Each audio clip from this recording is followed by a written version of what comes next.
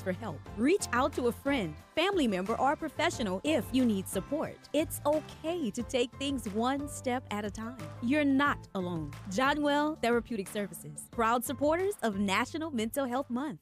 Ready to transform your backyard into the summer paradise you've always dreamed of? With Duplessis Builders custom gunite pool packages, we make it simple to own a stunning, long-lasting, in-ground pool built just for you. Choose from classic designs, all customizable to fit your space, style, and budget. Our pools come with quality finishes, energy-efficient equipment, beautiful lighting, and professional installation from excavation to decking, so you can dive in before the next heat wave hits. Don't just dream it, build it. Visit duplessisbuilders.net. Live from Upper Lafayette, this is ESPN 1037 KLWB Carencro Lafayette, KLCJ-FM Oak Grove Lake Charles 1041, a Delta Media station.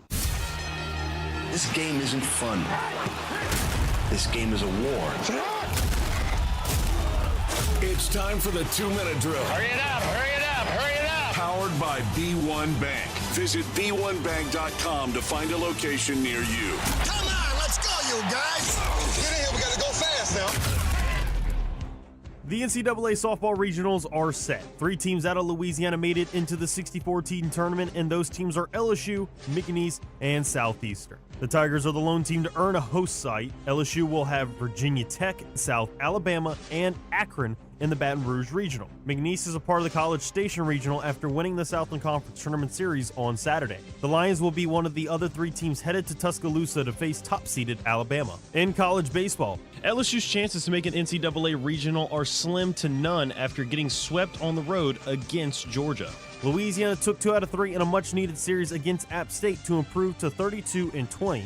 Then for McNeese, they had no issues with Northwestern State, ending the regular season by sweeping the Demons. The Houston Astros lost another series, this time on the road to the Cincinnati Reds. Next up is a home matchup with the Seattle Mariners. Game 1 is tonight, and first pitch from Dyken Park is scheduled for 7:10. You can listen to the action on ESPN 1037 Lafayette and 1041 Lake Charles. And in the NBA playoffs, the Knicks completed the sweep of the 76ers, and the Timberwolves tied the series at 2 apiece with the San Antonio Spurs last night. Back on Saturday, the Thunder went up 3-0 in their series with the Lakers, and the Cavs stole Game 3 from the Detroit Pistons. Both of those series will resume tonight. I'm James Mesh, and this has been your 2-minute drill on ESPN 1037 Lafayette and 1041 Lake Charles, Southwest Louisiana Sports Station, your home for the LSU Tigers and Houston Astros. The 2-minute drill has been powered by B1 Bank. Visit b1bank.com to find a location near you. Dawson Iserloh prides himself on taking a deep dive to uncover all the relevant data about the sports and sports teams he loves. And now he's sharing all those facts inside his big brain with all of you. Here is the Lowdown with D-Lo on ESPN 1037 Lafayette and 1041 Lake Charles, Southwest Louisiana's sports station. It is the Lowdown, ESPN 1037 in Lafayette, 1041 in Lake Charles, anywhere you are with the ESPN Southwest Louisiana mobile app as we broadcast here from the Beal and Hebert studios in Upper Lafayette. I'm Dawson Iserloh with you from 1 to 3 p.m. here, catching you up on the local and national sports stories of the weekend here on a Monday edition of the show. We've got one guest, as per usual, on a Monday. Jay Walker, the voice of the Louisiana Raging Cajuns, will join us in hour number 2. Very busy weekend for Raging Cajuns baseball, which we're going to start the show with, and we'll revisit that topic when we talk to Jay in the second hour. But some real excitement around what Matt Deggs' team pulled off, and we'll get to that in just a minute. Obviously, the NCAA softball tournament bracket is out as well. LSU is a host team. McNeese is headed to A&M. We know the Cajuns missed out, of course, on the postseason, so just 2 area teams in there.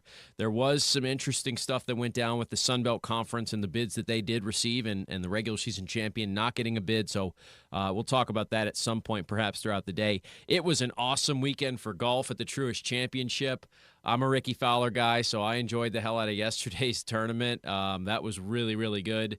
But ultimately, it ends up being Christopher Wright who gets the victory. So we head into PGA Championship week with all types of momentum. I will be here the first 3 days of the week. I will not be here Thursday and Friday because I will be in Philadelphia for the PGA. So excited for that, taking a bit of a personal trip there to go to the event as a fan. So we'll definitely have some golf talk throughout the week with golf's second major coming up. But plenty to get to. The NFL schedule is going to drop this week, which is interesting. They announced that last week, so we'll find that out.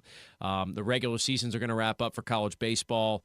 McNeese's regular season has wrapped up. We know now where they're headed for baseball as far as their tournament is concerned in the Southland. You know, there's 2 spots, so Beaumont and Hammond, I believe, are the 2 host sites there. So we could take a look at that.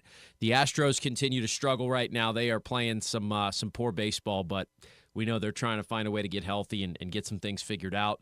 So we have a lot. We have a lot to get to throughout the course of the week, and obviously it's a short week for me. No show Thursday regardless because it's Astros baseball on getaway day, but our friend Nick Fontenot will be filling in on Friday. All that being said, as I mentioned, we do have a lot to talk about. I want to start with college baseball. We went into the weekend, and I previewed both these series in depth on Friday, LSU and UL. LSU going to Georgia, a really, really good Georgia team who had a chance to clinch the SEC regular season championship. So if the Tigers were able to grab a series victory or even just grab a game, there was going to be some intrigue heading into the final week of the season. And then UL having to go on the road to App State, quietly the hottest team in the Sun Belt Conference, hadn't lost a series since late March. One of the best offenses in the league. So the Cajuns were, facing up against that after a disappointing midweek loss to UNO. Would they be able to find a way to go on the road and grab a series win of their own? Both those series went incredibly differently for the 2 teams in our area. Let's talk about it by getting locked in. D'Lo is the kind of guy that stays locked in. On what? Well, that depends on the night. But you can guarantee there was some sporting event that he found interesting. It's time to find out what D'Lo was locked in on The Lowdown. So we begin with the series that didn't go as planned for the team in our area. LSU went on the road to Georgia, and this is a very, very good Georgia Bulldogs baseball team. We knew that much, right? And certainly some common themes here with Georgia and their coaching staff, obviously understanding, kind of just what's been built there in the last couple of seasons. And I do think Georgia's done a really nice job of it under Wes Johnson. Look, we know that Wes Johnson had his run with LSU and, with Jay Johnson as an assistant, like building out this staff over there. He's done an incredible job, and Georgia, I think, came into the season picked 9th in the league. They were not supposed to be, the league champs, and yet they have just kind of taken everything throughout the year and done a great job of matching it up. I told you about their nation's leading home run stats, 140 of them for the year. Even losing a guy like Henry Allen, just so much pop still in this lineup. And, ultimately they showed you. And, LSU came out firing. Had a nice start to this series. Felt like, man, could they really grab game 1 right off the rip here and put a ton of pressure on for the rest of the season? And LSU ultimately in this game was up, 7-2 at one point. Then it's 7-3, then it's 7-6, then it's 7-7, then it's 8-7. They grab the lead again, and then it's 8-8, and then Georgia ties this thing up and ultimately goes on to score 3 in the bottom half of the 7th and win it 11-8 and grab game 1. And that was just, you talk about a gut punch, right? And I think that is ultimately what it was. LSU actually tied it up and made it 8-8. They didn't go back up 8-7. They tied it back up again at 8-8 in the top of the 7th, and a 3-run shot from Phelps in the bottom half gives Georgia a 3-run lead, and they would not allow it to go after that. It's one of those things when you see the way this first game of the series goes, and obviously LSU didn't get a great outing from Schmidt, although he was good early, and then Devin Sheeran really struggles. They try to get this thing through to the finish line with Gavin Guidry. Kind of the story of the season in a lot of ways, right? Guys who you really thought you were going to be able to count on. You thought you were going to have that next step from a Schmidt. And it's not like Schmidt's been bad all year long, but, it's just tough. And against this Georgia offense, it gets even tougher. And so the one thing that the bullpen did a better job of doing is limiting the free passes. Sheeran and Guidry both only walked 1 apiece.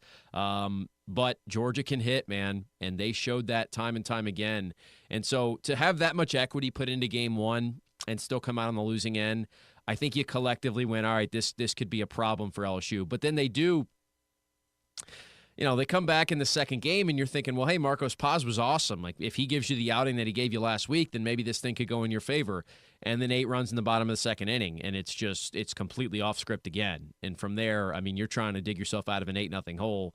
They did a nice job scoring 3 in the third, kind of seeing, hey, maybe there's going to be some fight, but ultimately it was not to be. Georgia wins that game, and then run rules them 12-1 in 7 on Sunday to get the series sweep. So what this does, look, LSU's at-large hopes, they're all but washed up now. I think even a sweep over Florida, I guess if you sweep them, you'll see what the committee thinks, but you're basically out of that, so you're going to have some sort of a miracle run in Hoover, and with the amount of pitching that LSU doesn't have this year, it's feeling like this is going to be the first time that LSU misses the NCAA regionals since, 2011? You're talking about more than a decade and a half of being a part of regional competition. We just talked about what Raging Cajun softball is going through right now. Now it's entirely different. LSU baseball won the national championship last year, right? They're not in a program dip. They're in a 1-year dip, but it is still kind of stunning to look around and see where this team has fallen to after some of the expectations and the high thoughts about, the portal class they brought in and even understanding everything they had to replace from last year's championship team. I think a lot of us still thought, at the very least, this was going to be a team that was challenging to host a regional and, be a dangerous team in June the way they always are. That has not been the case. And you can point a lot of different things, right? Certainly some of the injuries, but ultimately they have not quite lived up to what they wanted to so far this season. On the other hand, the Raging Cajuns of Louisiana have had some similar ups and downs, but their downs maybe haven't quite been as long stretched out as LSU's have, right? So they come into this weekend, and I gave the blueprint last week. I said I think if they get 4 of the 6 to close the year, App and Coastal, if they got 4 of the 6, I think they'd be in the regionals pretty safely. I still feel that way. If they win a series against Coastal this weekend, I think they are going to be in. They went out and did it against App. And the game on Friday night, I can tell you this is one of the craziest baseball games that I've watched in a long time. I actually listened and watched. I was on my way over to the beach for a couple of days, so had the luxury of listening to my friend Jay Walker for a good while here and then also watching some on TV. If you missed the game on Friday night, UL is playing a very good baseball game against, remember, the number 1 offense in the Sun Belt Conference statistically, and a team in App State who has been playing as well as anyone has in league play for quite some time now. And going into this, late stretches of this game on Friday night, Cajuns got a great outing from Cody Brash, who's just been unbelievable. Brash looks every bit the part of a big league pitcher right now. They've moved him into a starting role. I always worry about that. Is somebody, is he going to be built to switch over to the starting job? And he's basically handled it, pretty cleanly, right? He's done a great job. This game is trending towards being a pitcher's duel, right? It is 2-0 Cajuns into the 7th. They extend it to 3-0. They give up 2 in the bottom of the 7th, so all of a sudden it's 3-2. They score an insurance run in the top of the 9th. They lead it 4-2 as they head to the bottom, and that's when all the chaos breaks loose. The Cajuns basically stopped being able to throw the ball in the zone. They weren't walking guys. They were hitting batters, and it starts out with Parker Smith, and then it extends into Sawyer Pruitt, who would hit 2 in the inning, and including the game-tying run. So 2 strikes on, the App gets 1 run across. It is 4-3. 2 strikes, 2 outs, bases loaded. Cajuns can win this game with a strike. They can lose this game with a base hit. Instead, he hits him, does Sawyer Pruitt, to walk in or force in, essentially, the game-tying run. So it is now 4-4, and when I tell you the ability for me to think that the Cajuns had a chance to win this game still when it's 4-4 and the bases are still loaded and they can't find a way not to hit a batter, I did not think there was much of a chance. The count runs full, and then Sawyer Pruitt dots it on the outside corner for a called third strike to send this game to extra innings. And so somehow, after all the drama and after the Cajuns really blew this game with a golden opportunity to take game 1, we're heading to extra innings. And then in extra innings, again, as the Cajuns have done so often this year, they get a clutch hit, and it's Colt Brown yet again. This kid right now, I'm telling you what, man, and Colt Brown would go on Sunday's game to have an even better day at the plate. He hits the RBI single, pulls one into left field. This kid just continues to impress every step of the way, and you get a 5-4 lead. Now, you'd love to have maybe more than a 5-4 lead, but that's all it is. Sawyer Pruitt came back out in the bottom of the 10th and went up and down the order, got some big outs, and closed this thing down. And the Cajuns stole one that they also coughed up right at the same time. But for them to ultimately win that game, that's one where you sit there and go, hey, you know what? I don't care how it happened. We won the game. Let's move on to Saturday. And that's what they did. Now, Saturday's game, too, look, they had a chance to win this one and kind of put this series away before it got even, into a winner-take-all situation. We, again, of all the talk of, and I said it, I think this Cajuns team would be better suited to go into Boone and score a bunch of runs and outscore them a couple times than maybe they would earlier in the year. Well, no, they got into another pitcher's duel. This game is 2-1. Cajuns lead it heading into the bottom half of the sixth. App State puts up a 3-spot, takes a 4-2 lead. They would end up extending that lead in the bottom of the eighth, and they win this game 7-2. Cajuns offense had a few opportunities they couldn't take advantage of, but Andrew Herman gave you a good outing. Now, he ultimately gives up 6 earned runs, but the idea that they got as deep as they could into this game with him, throwing 102 pitches and getting you deep into the seventh, that saved the bullpen for a potential game number 3. And then in Game 3, Cajuns offense comes to life, and they did that, and they did a nice job.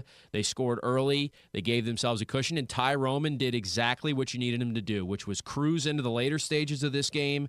Cajuns, honestly, they won the game 12-3. They could have won it probably 17-2, if I'm being honest with you. They had some missed opportunities as far as putting this thing away. Then they had a 10-run rule opportunity in the bottom of the seventh with, again, 2 outs and 2 strikes, and Pappenbrock gave up a base hit, so App extended it. That forced the teams to play the 8th and 9th innings, but no more damage would come to pass. Cajuns got 2 in the first, 4 in the second, 6 in the fourth, and led this game 12-2 at that point. Colt Brown, again, continues to deliver. He went 1 for 4 in this one with 2 more RBIs. Lee Amade homered the opposite way. Owen Galt had a homer who got a start in this one. Not to mention, I should have said this when it was Game 1 on Friday night. In that same 9th inning, they had a pop-up in foul territory. Should have been caught by Josh Lim for the first out of the inning. Who knows if the inning gets as dicey as it got. If he catches it, it dropped. They pulled him out of the game, actually, defensively, made a change. And so that's how that whole chaotic inning where you ended up hitting a bunch of batters started. That's a further reason why you felt like you gave it away. But they came back, and they found a way. And then, obviously, on Sunday here, they grabbed the series victory. Drew Markle had 3 hits. It was just a really, really good day for this team. So now all of a sudden you do take 2 of 3 from an App State club that was the hottest in the conference. The Cajuns, though, here's the most interesting thing of all for me. The Sun Belt standings. We've been trying to figure this conference out all year long.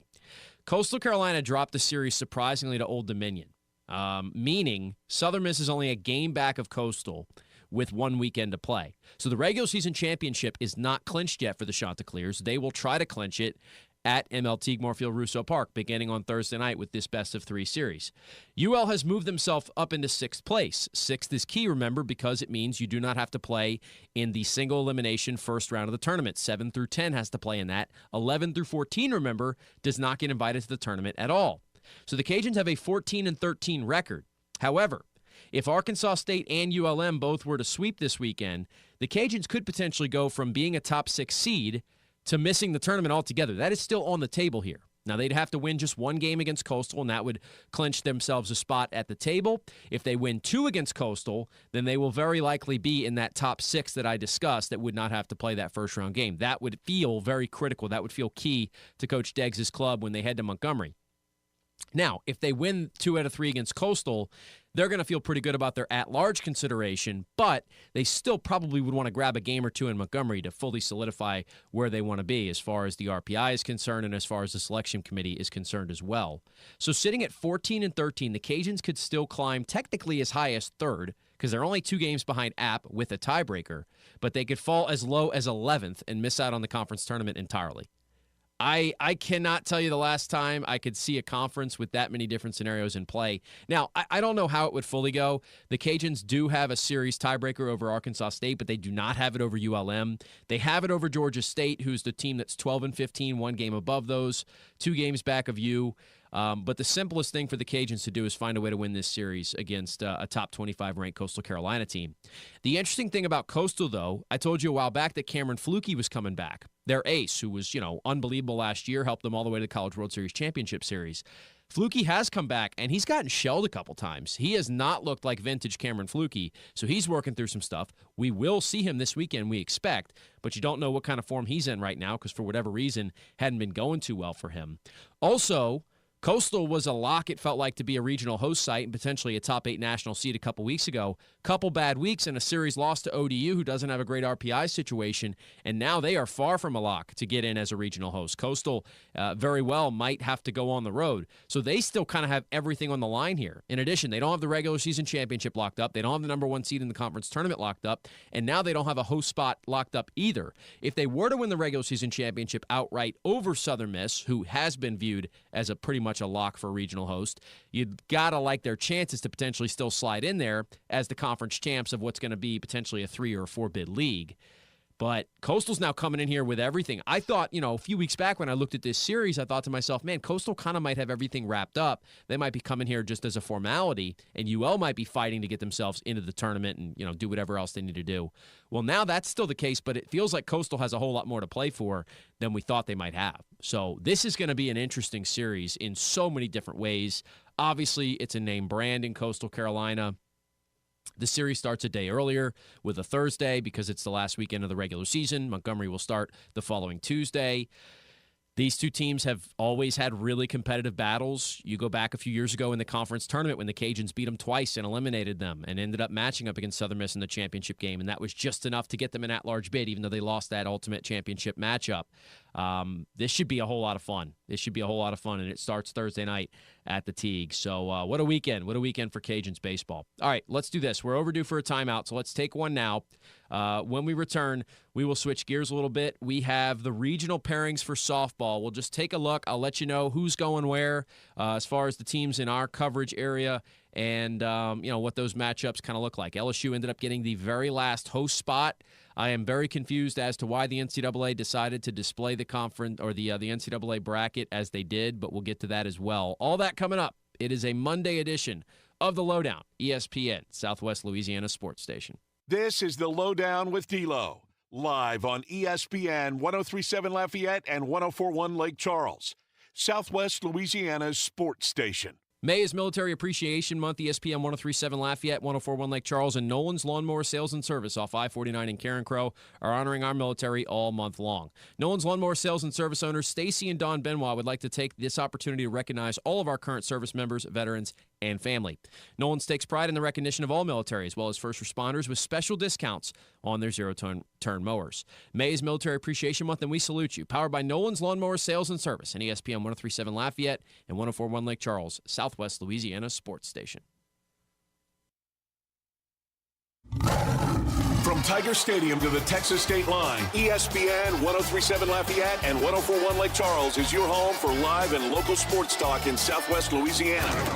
We're your official home for the LSU Tigers and Houston Astros. ESPN 103.7 Lafayette and 104.1 Lake Charles also tackles the latest involving the Louisiana Raging Cajuns, McNeese Cowboys, and New Orleans Saints. So keep it locked right here. ESPN 103.7 Lafayette and 104.1 Lake Charles, Southwest Louisiana's sports station. We are the soldiers of the Louisiana Army National Guard. We are your neighbors. We are your sons and daughters. While we serve part-time, we are learning valuable life and job skills. We are earning money for college, for trade and technical schools, and for certifications. We are proud to serve both our country and our home state. We are your Louisiana Army National Guard.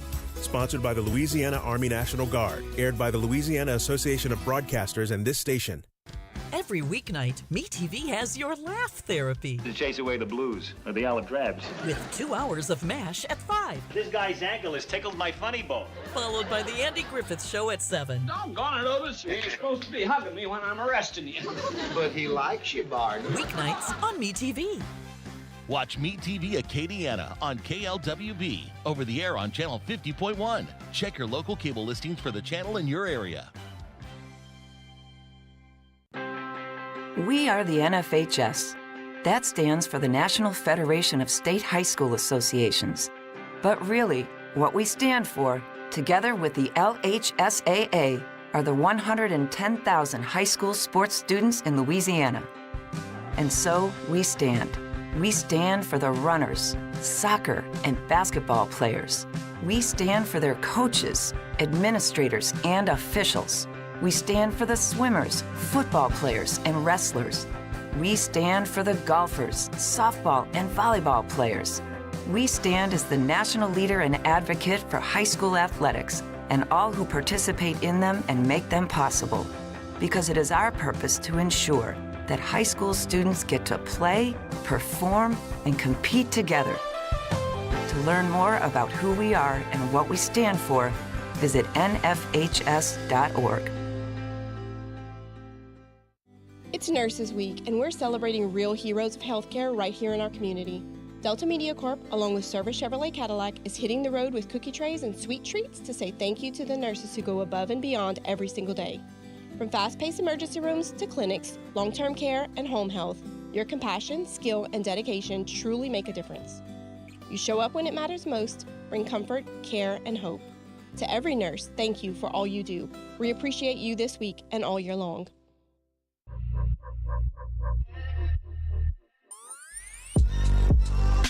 Back to the sports talk you not only want, but need. This is ESPN, 103.7 Lafayette and 104.1 Lake Charles, Southwest Louisiana's sports station. Yeah, I thought Maddie Taylor was excellent all weekend, and she's been excellent the last week and a half or so. She's able to command both sides of the plate really well, and she'll be able to change speeds. And I thought her drop ball turned into elite drop ball this week, especially this weekend. We were able to throw it to both sides. But more importantly, her composure. We were able to get, especially today wasn't so as much as the other games. We were able to pitch ahead. When she's able to pitch ahead, she's able to expand the zone really well. And so I thought Maddie did an excellent job. I thought Cadence Williams came in yesterday, was excellent on both sides of the plate and down the bottom of the zone. Brooklyn Taylor didn't have the outing that she's capable of, but she will. And we know she's a good pitcher with great movement.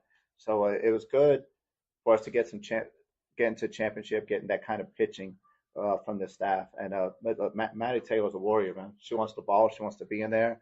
And she's a competitor. And everybody behind there knows she's a competitor. And we're going to keep doing so.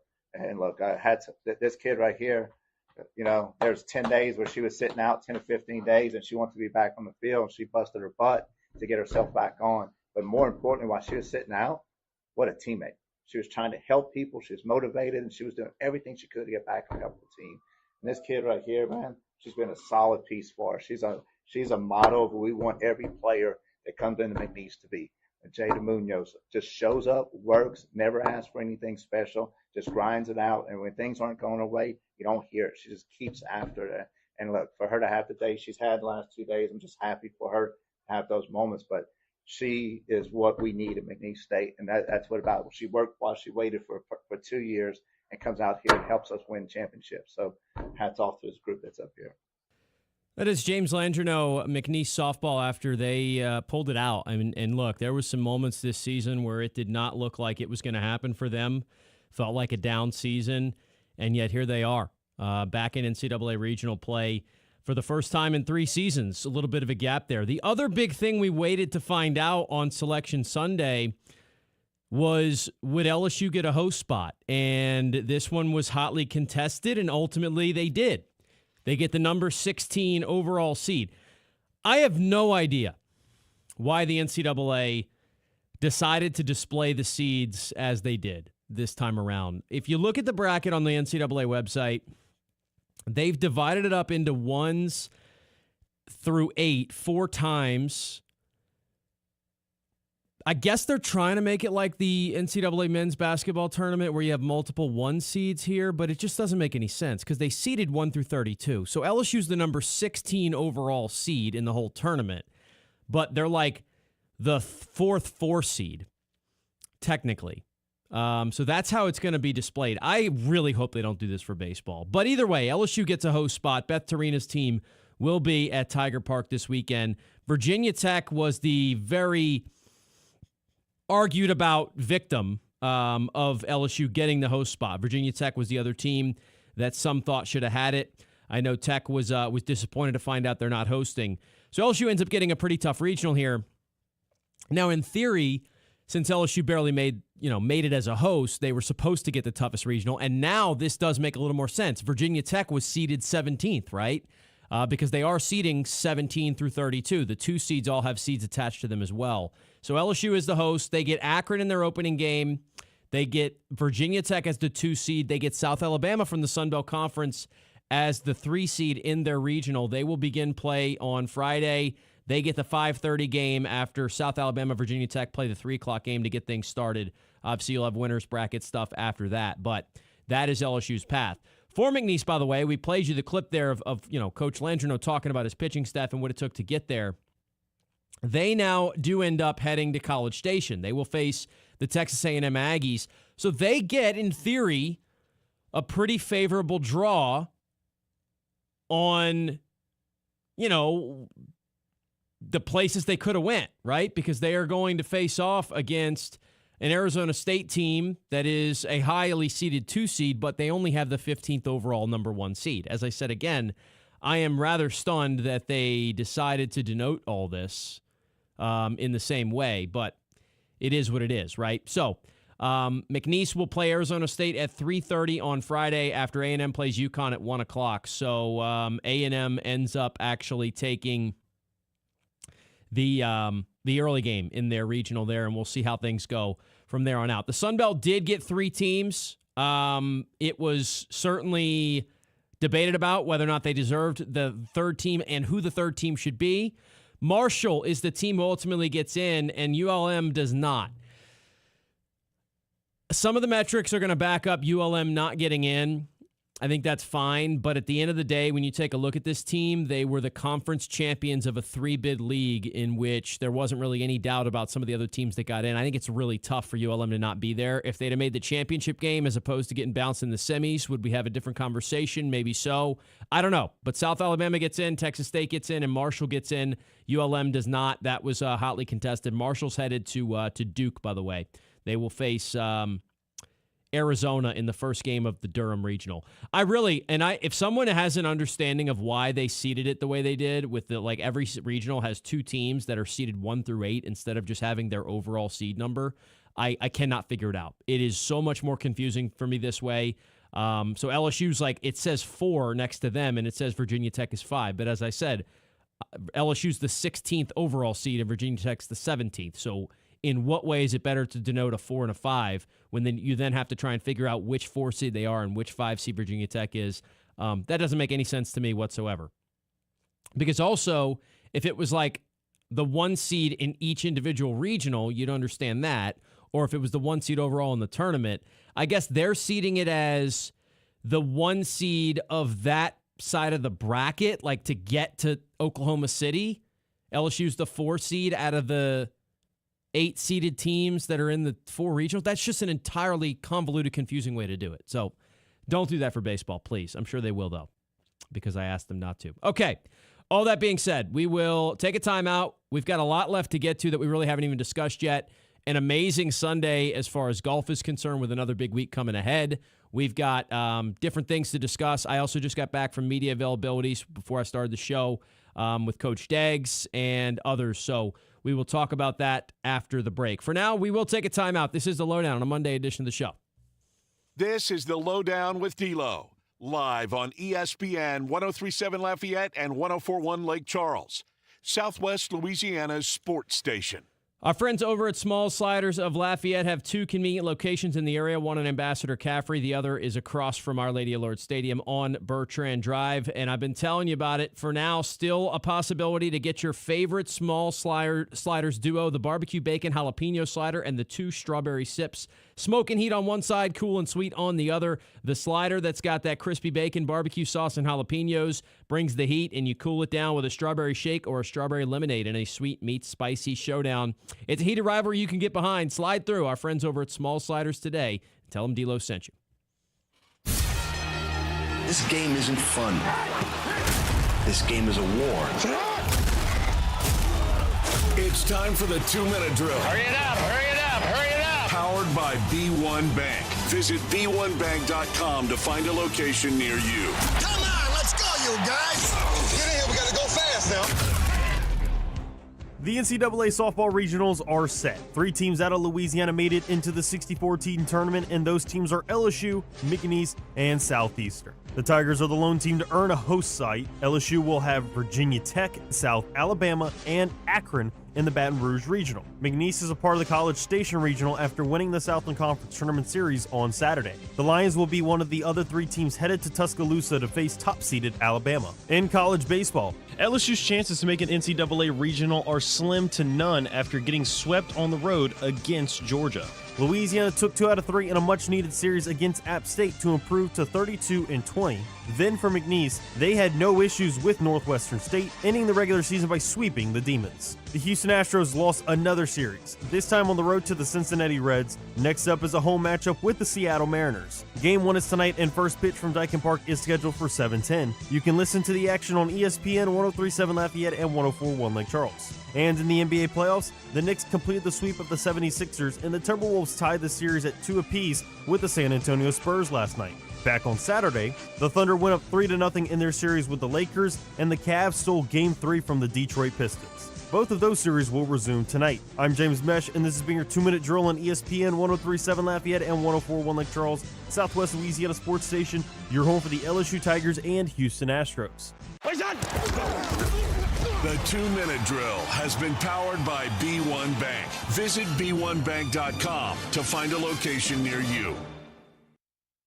ESPN 103.7 Lafayette and 104.1 Lake Charles is the proud winner of 4 2026 LAB Prestige Awards, including Best Use of Digital Media, Foot's Friday Fury, Best Live On-Site Remote for our Super Bowl Radio Road coverage, Best Promotion for our No Shave November initiative, and Radio Young Professional of the Year for Dawson Iserloh. We're proud of being Southwest Louisiana's sports station and are humbled to be recognized by the Louisiana Association of Broadcasters.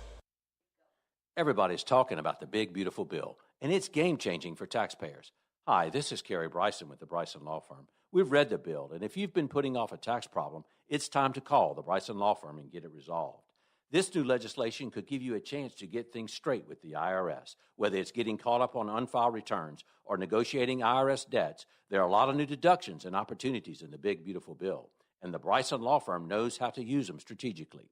We've been staying on top of the tax changes in the big, beautiful bill, and we're ready to help our clients take full advantage. So if you owe back taxes or haven't filed returns in years, it's time to call the Bryson Law Firm and finally resolve your tax issues. Remember, if you have tax problems, you have legal problems. Call the Bryson Law Firm. Our headquarters are in Lafayette, and we have offices statewide. Or visit brysonlawfirm.com to schedule your free consultation with your local tax resolution law firm. The Bryson Law Firm. LSP filing number LA2519079.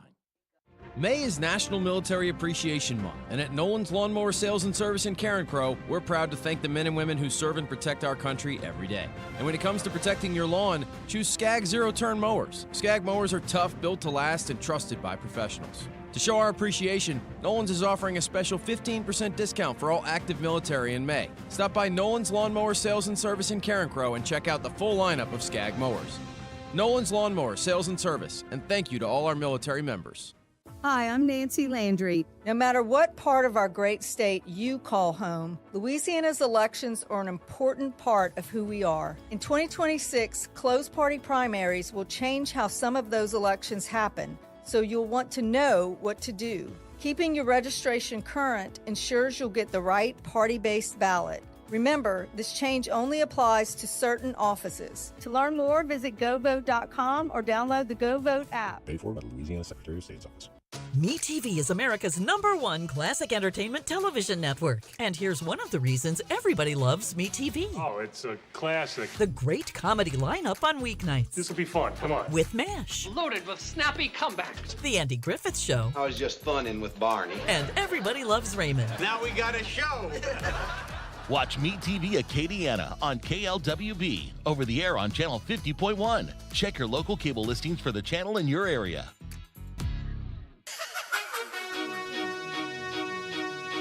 This is ESPN 103.7 Lafayette and 104.1 Lake Charles, broadcasting live from the Beal and Hebert studios in Upper Lafayette.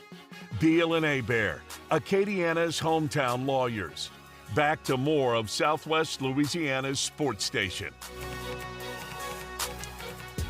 Had some Disappointing news here to share with you. Astros Hall of Fame broadcaster Rene Cardenas passed away at age 96. He was the first full-time Spanish-language announcer in Major League Baseball history. So Rene Cardenas passes away at the age of 96. The Astros, big picture, have not been playing some great baseball of late.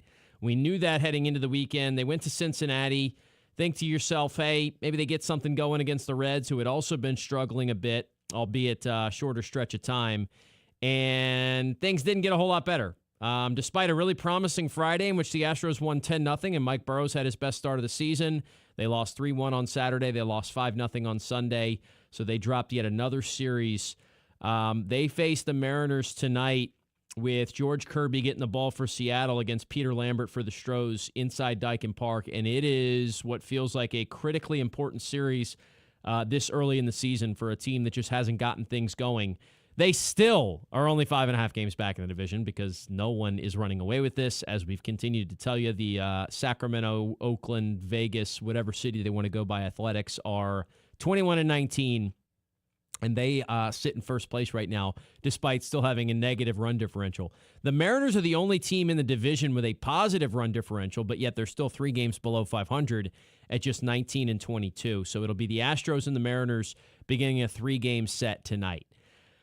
I got to tell you, the golfing world yesterday, the Truist Championship, in what was a rainy kind of rain messed up type Truist Championship for the first few days, yesterday I think made up for it and then some. What a golf tournament we got. And obviously ahead of the PGA, I've put my golf hat on here. If you listen to the show, you know I'm a big fan of it. We had a tremendous Sunday, and it was not necessarily the big names. Now, this was a signature event, no-cut signature event, small field, only 72 players, which is not my favorite event at all. I've made that known. Scotty opted out of this tournament, but Rory was there. Rory was never really a factor, though. Did not have a big weekend. He did shoot 4 under on Sunday. He finished tied for 19th, 5 under for the tournament, but he was never in the conversation. The guys who were, though, Nikolai Hogard, Alex Fitzpatrick, our friend Alex, who, of course, won at the Zurich to get his PGA Tour card. I was there a couple weeks back. Alex played well last week. He led going into Sunday. He was sitting at 14 under par right there. Chris Wrighton was 1 shot back of him. Nikolai Hogard was just a few shots back. Tommy Fleetwood was in the conversation. And then Ricky Fowler made his charge as well. Sungjae Im had a run where he was right there in the mix. Fowler came from way back. He had a rough Thursday, and obviously, if you've listened to me as well, I'm a Ricky Fowler fan. He's been my guy for a long time in the world of golf.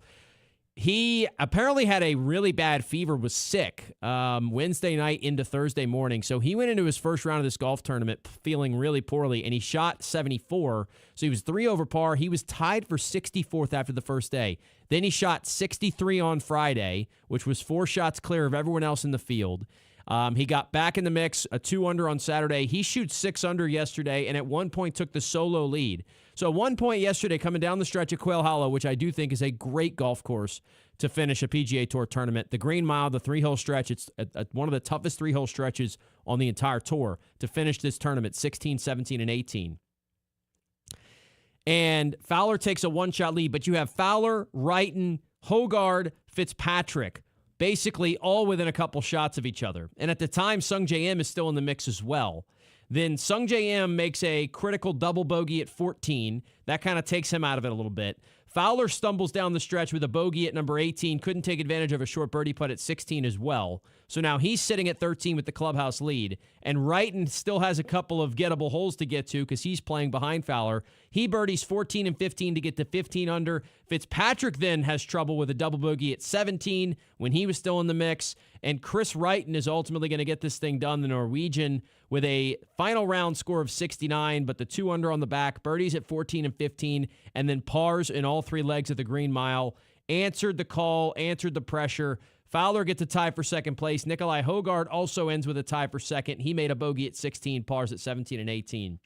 In what felt like a proper warm-up for the PGA Championship this upcoming week, we will see. Obviously, we expect Scotty Scheffler to be in the mix. We expect Rory McIlroy to be in the mix, but headed to Aronimink in Philadelphia, a course they haven't been to in a while, and a lot of these guys are going to be fairly unfamiliar with when they show up on property. I know that some of the guys have been out there getting their practice rounds in. Rory's already taken a couple trips up there to prep for the major championship. There was a whole lot of conversation about his ability to play, Augusta a ton of times before that tournament. I didn't have much of an issue with it. I think it's the right he's earned by being a former Masters champion. Anyway, we will see what this whole thing looks like. Jordan Spieth is going for the career Grand Slam. Remember, he's just been the PGA shy for a number of years now, so he will be a name to keep an eye on. Justin Thomas played mostly pretty well at the Truist, although he didn't have a great Sunday. Cam Young was also in the mix. I forget to mention he was 12 under going into Sunday, but shot a plus 374, a little bit of an uncharacteristic struggling day from Cam, who just got himself back in the mix and obviously is going to be a force to be reckoned with, it feels like, with all the positive momentum he has going. So I can't wait. Should be a lot of fun. Chris Fissaro will join us on Wednesday. He works with the PGA Championship in hospitality, so he has been on the property. He's been living out there for a couple of years now. He's got all the inside knowledge for us on the course. He'll tell us what the setup's going to look like and what the PGA has in store for us. So we'll talk to him about that on Wednesday. Also, before we get to our final break of the first hour, a reminder to you, we made this announcement last week. It is now official. You can now watch us streaming live on YouTube every single day of The Lowdown. Free to do so. It is the ESPN_SWLA YouTube channel. We will be live every day. RP3 and Mesh is as well. So if you want, look, I think some people always tell me, I listen to your show when I'm in the car, but if I get out, I kind of miss the back half of it. Turn us on at the office. Just throw it on a screen, a little spare screen there. If you just need the audio from it, you can have it playing through. It's a little bit easier. Sometimes the mobile app, right? You only have a phone maybe available, and you got to set it up with a speaker or anything like that. Streaming it live on YouTube makes it easier. And there's a video component to the show, which a lot of people don't know about. We are broadcasting on a local channel on an antenna, but the YouTube feed makes it a whole lot easier to get to. So check us out on YouTube every day if you'd like. It is free to do so. While you're there, by the way, if you check the stream out, just leave us a like. Helps with the ratings, helps with everything. Getting the YouTube channel fired up and getting more content on there. So check us out every single day on YouTube, beginning now. Here today was our first day actually going live with this show on the ESPN_SWLA YouTube channel. So the last thing I have golf related, I just got back from the media availability when Milan Pacitar was talking because he's part of the NCAA championship. So the Raging Cajuns did not make it to regionals as a team, but Milan made it as an individual. He broke the school record for lowest scoring average this season. He had a bunch of top 3 finishes. He won 2 tournaments. He is now trying to become the NCAA individual champion overall. So he got selected for the Athens Regional. He, along with there's 4 total Sunbelt golfers in that regional playing as individuals. I think he is the top-seeded player individually in it. And if he is the low-scoring individual at that tournament, he will move on to the NCAA National Championship round the following week. So he's doing that. He also got selected to be a part of the Arnold Palmer Cup, which is a rider-style event that pits United States players against European players. He'll be playing in that in mid-July or early July, I believe. So it's been some really cool stretches of time. So Coach Lyman brought him over for media availability today. We got to hear from Milan, talk about, from South Africa. There's a few players on that Palmer Cup team that are from South Africa as well. Pretty cool to hear from him. He's a guy that, if you follow the sport like I do, our friend Ralph, who chimes in a bunch on this show, he is a name to certainly keep in the back of your mind because, after this summer, he is going to begin the journey and try and make this thing as a pro. And so obviously playing well in the NCAA championship rounds, playing well in the Palmer Cup might be able to help him get a jump start there. I know it's a grind. It's a battle for sponsorship and, tournament invites and everything else. When you don't go straight from college to the PGA Tour, which I think is possible now via the PGA Tour U program, but certainly very difficult to become a part of. So rooting for Milan in those tournaments, and it'll be cool to have something to follow along with there as we go. I do believe LSU is going to be participating in regionals as well. They were selected as a team, so not just an individual. The LSU team will be there in a different regional. All right, we'll do this. We'll take a timeout. When we come back, we will wrap up hour number 1. We'll introduce you to the poll question of the day. The NBA was like, you know what? Let's have the draft lottery on Sunday afternoon when nobody's thinking about it and the playoffs are going on and everybody's worried about other stuff. We'll just slip the lottery right in there as well. So the Pelicans weren't a part of it, but they were peripherally a part of it. So we'll talk about their implications of what happened yesterday while playoff basketball and everything else was happening. It is the Lowdown on a Monday. Stay with us. This is the Lowdown with D'Lo. Live on ESPN 1037 Lafayette and 1041 Lake Charles, Southwest Louisiana's sports station. The Refinery Mission in Opelousas is an organization that provides emergency and transitional housing, addiction recovery, and reentry services for men. The Refinery Classic Golf Tournament is on Monday, May 18th at Farm Alley Golf Club in Carencro. So you have 1 week. The money raised from the event will help benefit the nonprofit organization that's been helping men struggling with addiction and homelessness for more than 3 decades. The cost of a 3-man team is $400. That includes unlimited driving range, lunch, raffle tickets, and more. For more information to register, or if you want to serve as a sponsor, Johnny is the person to contact. JOHNNY at refinerymission.org, or you can call or text him at 337-692-7988. That's 337-692-7988. ESPN 1037 Lafayette and 1041 Lake Charles is your home for the Houston Astros. And the Astros stun the Mariners. Hunter Brown, Yordan Alvarez, and the rest of the Astros are looking to get back to the postseason. You can listen to every pitch, hit, and thrilling victory of the Houston Astros. Incredible! As Robert Ford and Steve Sparks will be on the call. Tune in this season for live Astros baseball on Southwest Louisiana's sports station.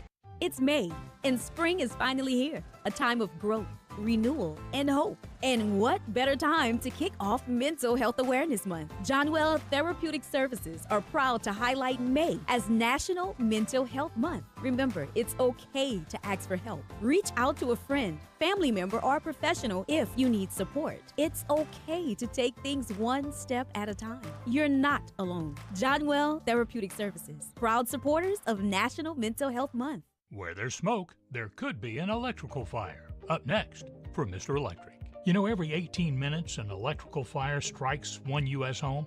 Here are a few things to keep yours from being the next victim. First, inspect cords every month. Replace the frayed and the cracked ones right away. Never overload outlets or daisy-chain power strips. Also, keep cords away from rugs, heat, and water, and use GFCI outlets in kitchens and baths. They'll trip fast and stop shocks. If you would like to learn more, visit MrElectric.com. So you think you may have electric problems, but you just don't know what to do next. Here's Sean Doré with Mr. Electric. So one of the benefits that you have with Mr. Electric is our home safety check. Checking electrical components in your home, you can actually prepare for any future hazards that could come. We try to expose those things. For your free safety check, call Mr. Electric today or see us on Facebook. Attention first responders, police officers, firefighters, military and former military personnel. If you have an acre or more of grass to cut, Skag Zero-Turn Mowers would like to thank you by offering you a special discount with their Simply the Brave First Responders program. Save big money on the industry's top-rated zero-turn mower at Nolan's Lawnmower in Carencro. Nolan's can offer well-qualified buyers 0% financing for 48 months. Come by Nolan's Lawnmower at 3547 Northwest Evangeline Thruway and check out the full line of Skag zero-turn lawnmowers. Black's Outdoor Marine is Acadiana's Spartan Mower headquarters. Spartan Mowers delivering more mowing power and performance. Black's has commercial and residential Spartan mowers with Kawasaki motors in stock now and ready to cut. Black's also has parts, service, and financing available. Call 337-233-4272. That's 337-233-4272 or stop by 1423 Northwest Evangeline Thruway in Lafayette. Black's Outdoor and Marine serving Acadiana since 1968. Do yourself a favor and download the free ESPN Southwest Louisiana mobile app, powered by Moss Motors BMW for your Android or Apple devices. Download the app by searching ESPN 1037 Lafayette or ESPN 1041 Lake Charles. It's just that easy to take Southwest Louisiana's sports station with you wherever you go. Okay. So the NFL, not the NFL, the NBA draft lottery happened yesterday. I don't know why it's in the middle of the NFL. And letters are really, really hard on a Monday. It's in the middle of the NBA playoffs. That's rather confusing to me, but that's the NBA's decision. So they would have gotten the 8th overall pick. I think this is a sigh of relief in some people's eyes. If you remember last year during the NBA draft, the Pelicans traded a future first-round pick to move up, draft Derek Queen. Same draft they got Jeremiah Fears. It was widely maligned. It was widely made fun of in NBA circles as a terrible move. It being the 8th overall pick and not a top pick or a top 2 or 3 pick does seemingly make this a little bit better to swallow. They technically could have had the 5th and the 8th pick because of other moves and stuff like it, but those are you're starting to get into real hypotheticals. Like, yeah, you could have had a bunch of different things go your way over the course of time. Derek Queen had a good season. There were stretches where it looked like this was going to end up being a really great player for the Pelicans. I still don't know what the ceiling for Queen is. I don't know if he's going to end up being a great player, a good player, or something less than that in the NBA. And I think the jury's still out on that for sure. How he specifically fits in with what the Pelicans want to do and playing with Zion, all that stuff, that is going to be probably difficult puzzles to put the pieces together on, but let's see if they can do it, right? I have a problem, and this is more of an NFL thing. And as I've said, I'm obviously way less invested in the NBA as a league as a whole than I am the NFL.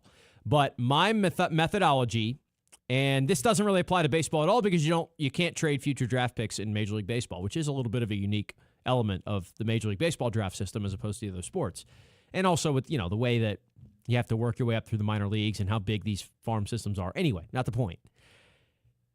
In the NFL, I only believe in giving up a future first-round asset if you are in a win-now mode. That's kind of a rule I've had for my teams for a long time.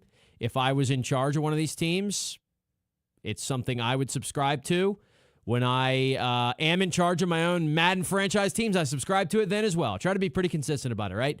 If you're the Rams and you think you're going all in to win a Super Bowl and you give up a first-round pick to go out and get a Jalen Ramsey or whoever it may be, then that's fine. I can understand that logic of thinking. And you know what? The Rams made it work that year, and they got their title with Stafford. They got their chip.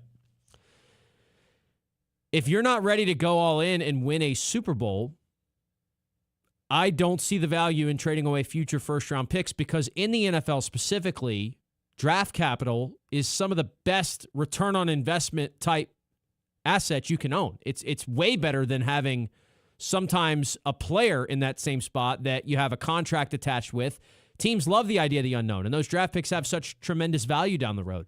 It's a little different in the NBA because there's far less great players that come into the league year in and year out, and the rosters are so much smaller, and the draft is smaller. But I still think it's a pretty similar theory to subscribe to. And so my bigger problem with what they did last year was not that they were aggressive and they traded a future pick to go out and get a guy who they really liked in Derek Queen.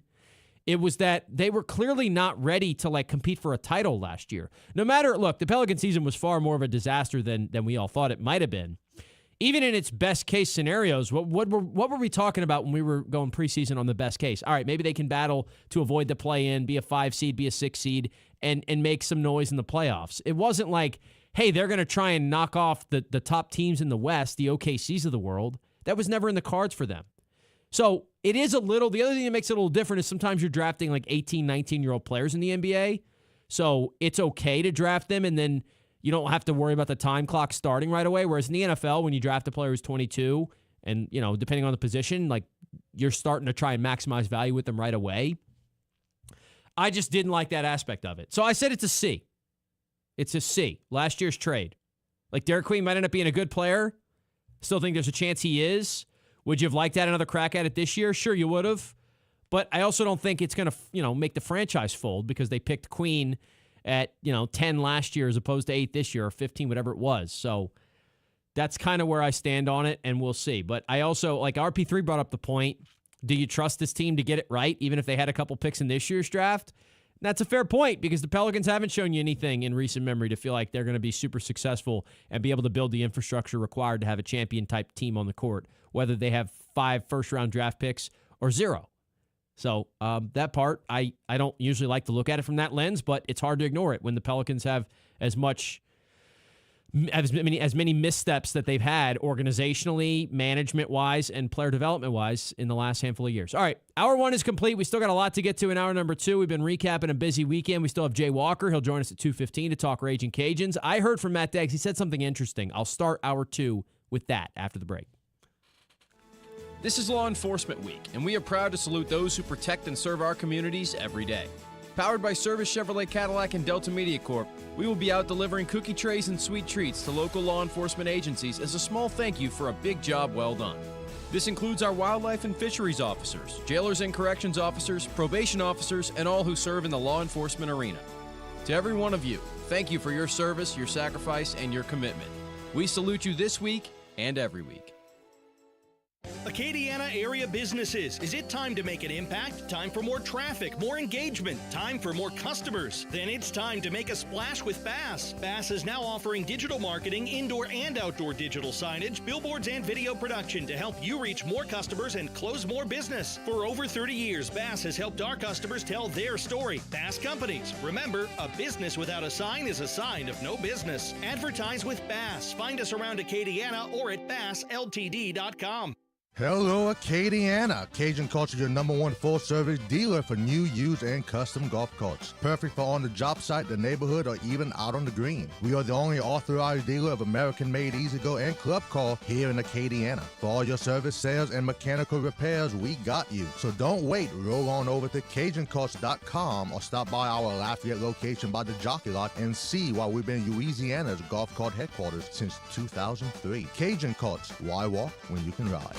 Hi, I'm Nancy Landry. No matter what part of our great state you call home, Louisiana's elections are an important part of who we are. In 2026, closed party primaries will change how some of those elections happen, so you'll want to know what to do. Keeping your registration current ensures you'll get the right party-based ballot. Remember, this change only applies to certain offices. To learn more, visit govote.com or download the GoVote app. Paid for by the Louisiana Secretary of State's office. Live from Upper Lafayette, this is ESPN 1037 KLWB Carencro Lafayette, KLCJ-FM Oak Grove Lake Charles 1041, a Delta Media station.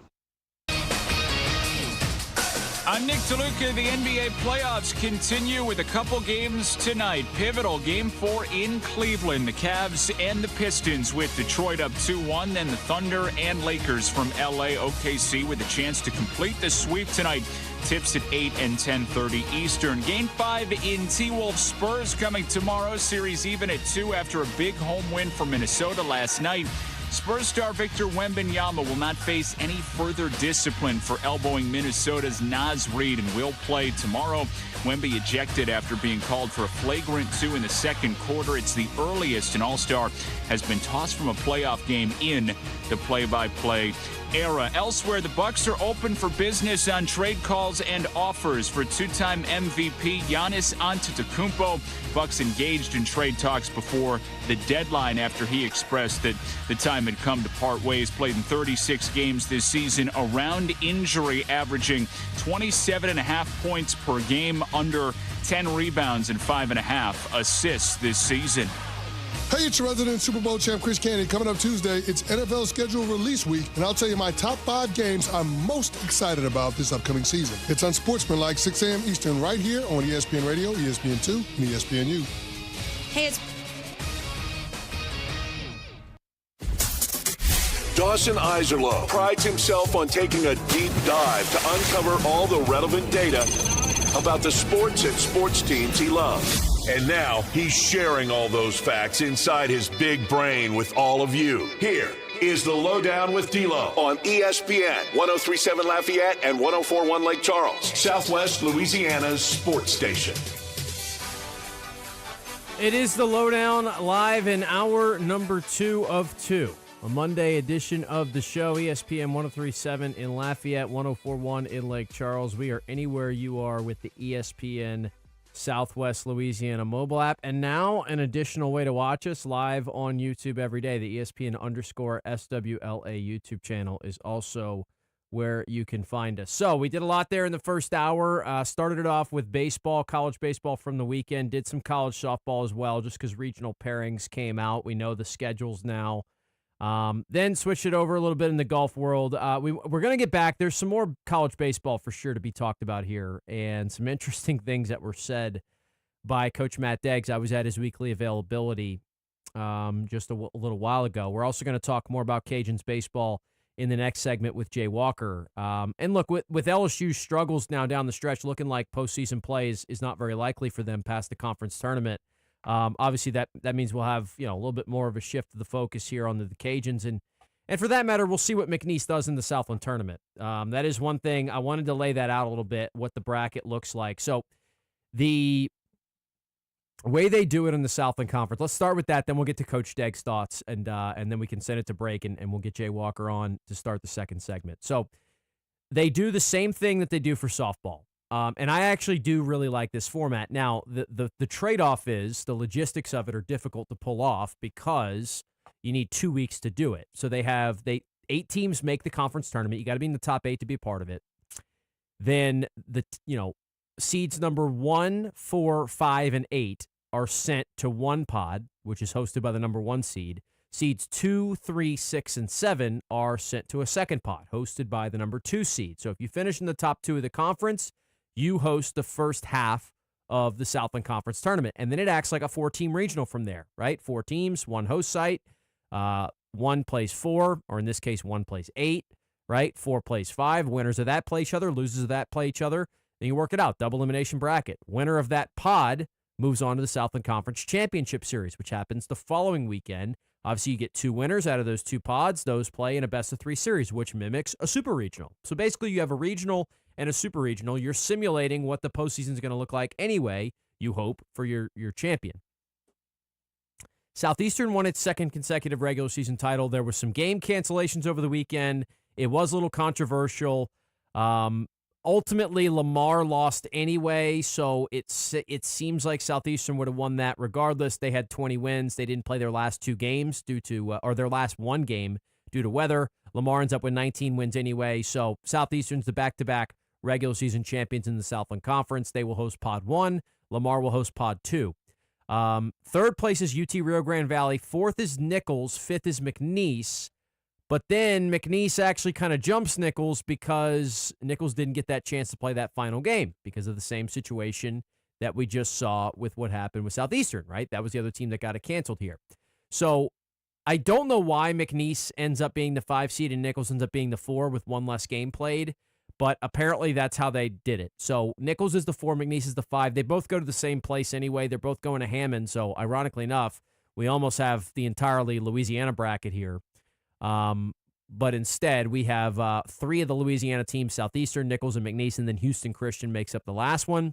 Then on the other side, we almost have the entirely Texas bracket. If Northwestern State and Houston Christian would have swapped places, we'd have literally had a Texas bracket and a Louisiana bracket here, but there are 1 of each. So Lamar, UT Rio Grande Valley, Northwestern State, and Stephen F. Austin is the Beaumont side of this. So Nichols plays McNeese at 1 o'clock on Thursday. If they were to win that, McNeese would play again at 6 o'clock on Friday and 6 o'clock again on Saturday. If they lose any of those games, then the double elimination bracket, they'll play. The early games are at 1 every day, and the late games are at 6 every day. If they do move on to the Southland Championship Series, remember, there is still a chance they would host that in Lake Charles, but they got the help they needed on the softball side of things, and McNeese ended up hosting because Southeastern got upset. In this case, it would have to be either Stephen F. Austin or Northwestern State to win the Beaumont bracket, because if Lamar or UT Grand Valley win it, the 2 and 3 seeds, then either one of those teams would be the host against a McNeese, who is a 5 seed overall.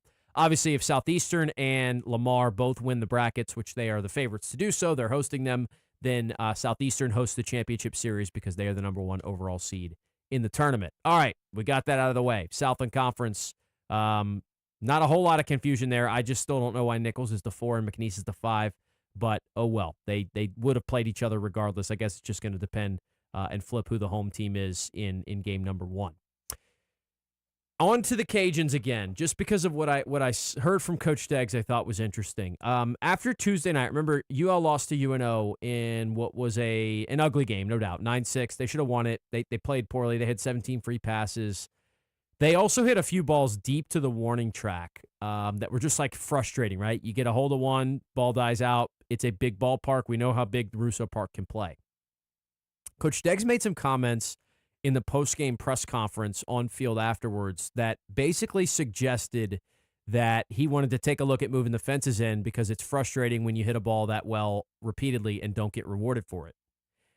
I talked to Kevin about this afterwards, and I was like, do you think he meant that? Or do you think that was kind of the frustrations? You just lost a critical midweek game, and you're just frustrated, and you say something, right? It does not appear like that was a little frustration after a midweek game. It sounds like this is something Coach Deggs has thought about a lot because he brought it back up unprovoked in his presser today. He basically said, and I'll get the exact quote. I'll have the audio for you for this tomorrow. It was just a little too quick a turnaround for me to get it cut up before today's show. I'll have it for you tomorrow. But he basically said something along the lines of, we want to make the ball, I want to make the ballpark more fair to the hitters, he's implying. And he basically said something along the lines of, like, we were the better hitting team that night. We hit more balls hard and deep, and we didn't get rewarded for them. And he thinks that's unfair sometimes. Now, my counter to that, this was not, this was his statement, and I didn't ask a follow-up question on it specifically because he went on to talk, about what had just happened against App over the weekend, and I thought those were a little bit more important things to talk about at the time because we'll have this conversation later. I would counter that having a ballpark that plays way more pitcher-friendly than anyone else in the conference is an advantage because you're the one that's used to it, and you can field a team that has a little, a few more fly ball pitchers. Ironically enough, the Cajuns have gotten burned by the home run ball this year, but teams have been able to hit it out of the Russo Park against them. Cajuns haven't done it themselves all that much. So it is a fascinating conversation. I am very surprised to hear Coach Deggs bring it back up. Look, what is the likelihood of it? We talk about budgetary restrictions. Like, would they be able to pull it off? Is that a real priority? I know they've got the, the locker room facility project that's going on at the same time. So is it likely? I don't know any of those things. I actually don't think it would be as beneficial as Coach Deggs thinks it would be. And maybe we'll just differ on that opinion. And he's certainly more qualified to have his opinion hold more weight than mine in this instance, but I just personally like the idea that the Cajuns play in a pitcher-friendly ballpark and kind of, I think, reap the benefits of it sometimes when teams come in here. I specifically remember when Coastal came in here a few years ago, and they had a lot of deep fly balls that were caught. And I know that, the common thought there was, man, that's probably gone in their park. That's probably gone in their park. And they come here, and now all of a sudden those deep fly balls are outs, and you're benefiting from it. But he seems to be seeing it in a different way at this moment.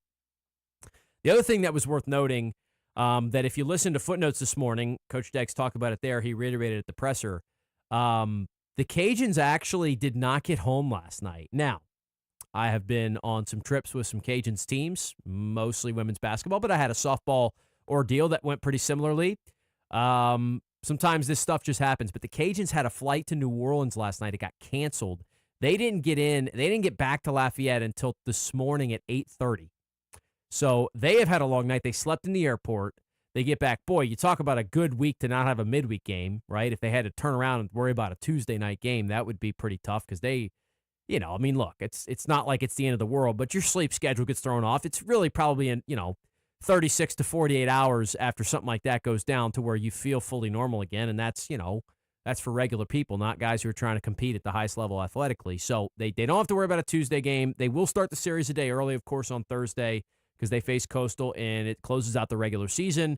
And obviously the conference gives you an extra day. You have Sunday off because everybody's starting to travel, get their travel plans figured out for Montgomery, which technically begins on Tuesday. The Cajuns are hoping that they're not going to play until Wednesday, but that is a whole standings dilemma that's not going to get solved until this weekend is through.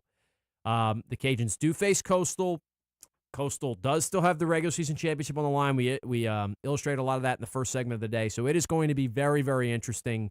Coach Deggs also talked about the environment. He expects it, of course, to be great. Should be some really good weather. We had a lot of rain.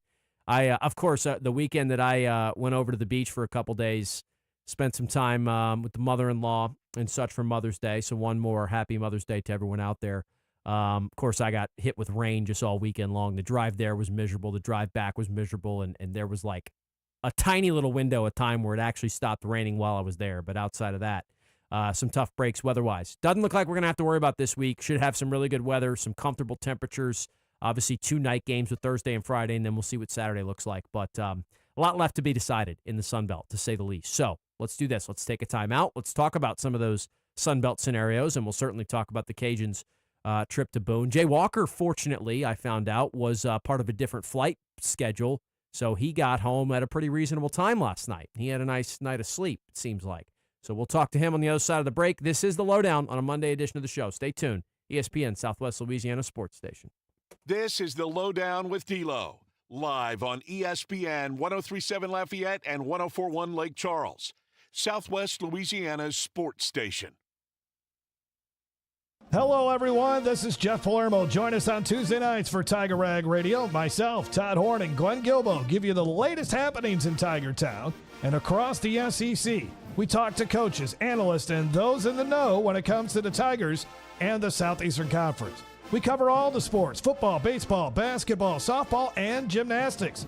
That's Tuesday nights right here on ESPN 103.7 in Lafayette and 104.1 in Lake Charles, Southwest Louisiana's sports station. Your Honor, I would like to introduce exhibit number 1. MeTV is America's #1 classic television network. There can only be one number 1, me. MeTV features over 60 of the greatest classic TV series each week. Go with the winner. Enjoy dramas, comedies, westerns, sci-fi, and more. You just watch me. Watch MeTV Acadiana on KLWB, over the air on channel 50.1. Check your local cable listings for the channel in your area.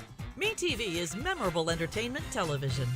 Hi, I'm Nancy Landry. No matter what part of our great state you call home, Louisiana's elections are an important part of who we are. In 2026, closed party primaries will change how some of those elections happen, so you'll want to know what to do. Keeping your registration current ensures you'll get the right party-based ballot. Remember, this change only applies to certain offices. To learn more, visit govote.com or download the GoVote app. Paid for by the Louisiana Secretary of State's office.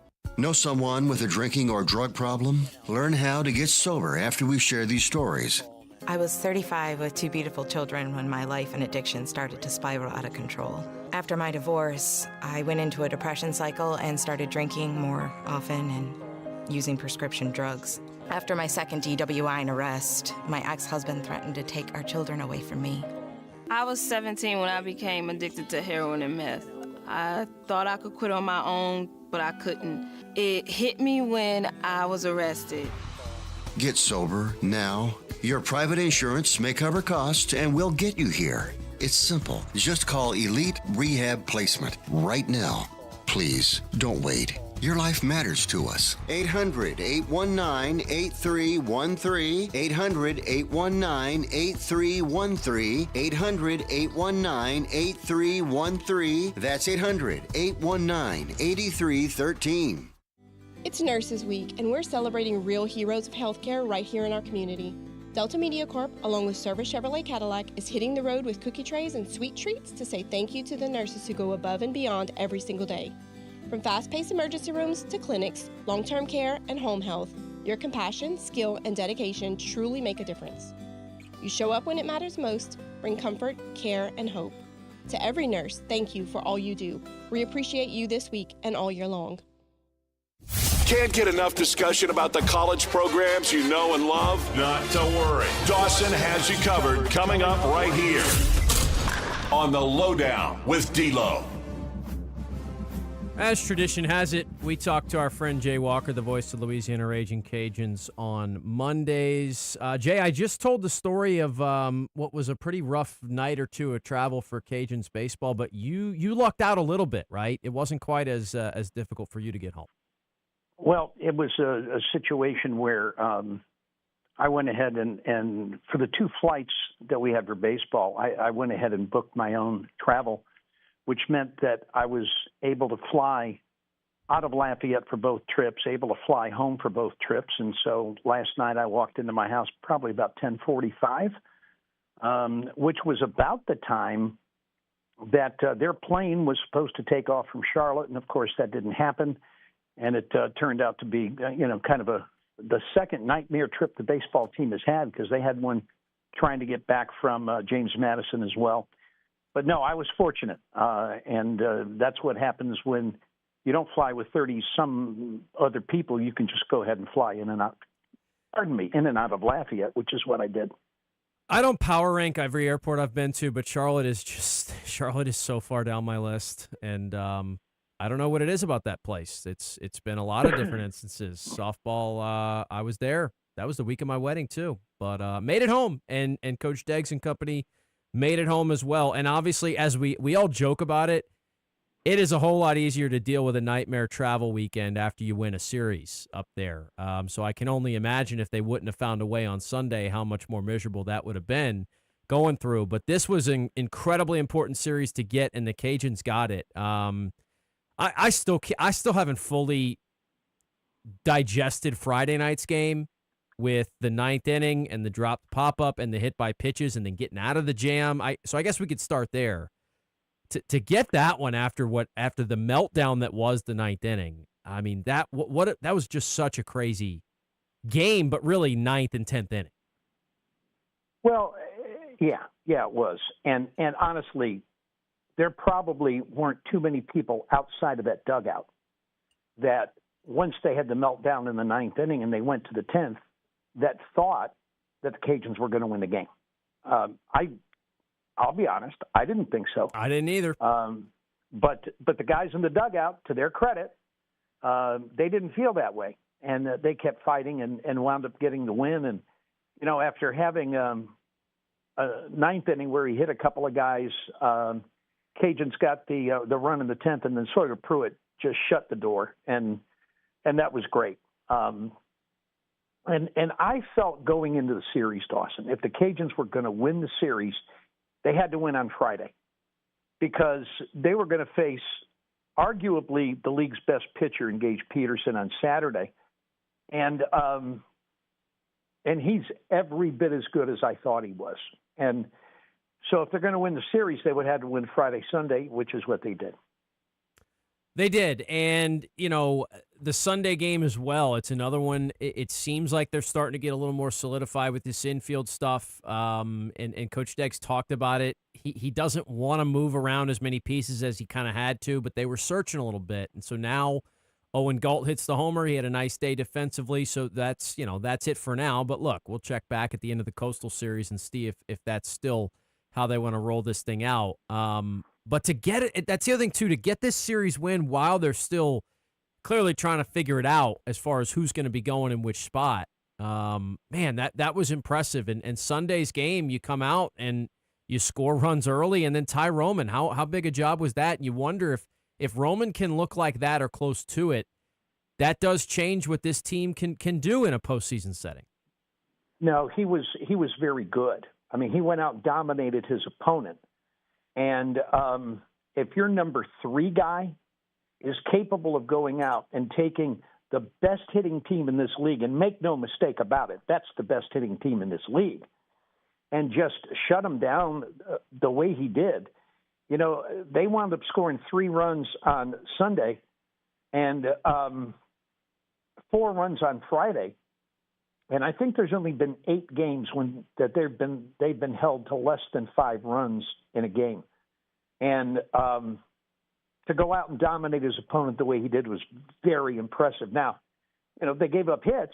I mean, the Cajun pitching staff did not have a 1-2-3 inning the entire Sunday game, but they were able to minimize damage every inning. And the biggest thing was, and walk people.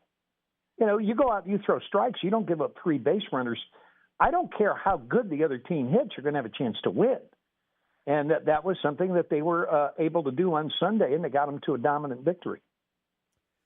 No doubt about it. No doubt about it. And it is going to be fascinating. I want to talk about some of the Sunbelt scenarios, but I do have to get your opinion on something. And I don't know if you've had a lot of time to think about it, but Coach Deggs reiterated it today. I was talking to Kevin even after he said it on Tuesday. I was like, you think Coach Deggs said that thing about moving the fences in because he was just kind of, it's a tough loss and you're frustrated. But clearly he's had time to think about this, and he brought it back up unprovoked today. He sounds like he's of the idea that he does think they should, change the dimensions in the outfield at Russo Park. I actually think it's an advantage to be a team that plays in a bigger ballpark. And, when other teams come in here, we've seen it. Sometimes they fail to adjust and you end up benefiting from it. He doesn't seem to see it that way. What was your take on what he doubled down on today? Being a guy who's been doing this for a very long time and working with a guy for 25 years who is all about pitching and defense, my head is kind of where it is, right? I'm not a huge fan of it. Now, take all of that out of it and just start to look at things analytically without any prejudice at all, I think he's got a little bit of a point.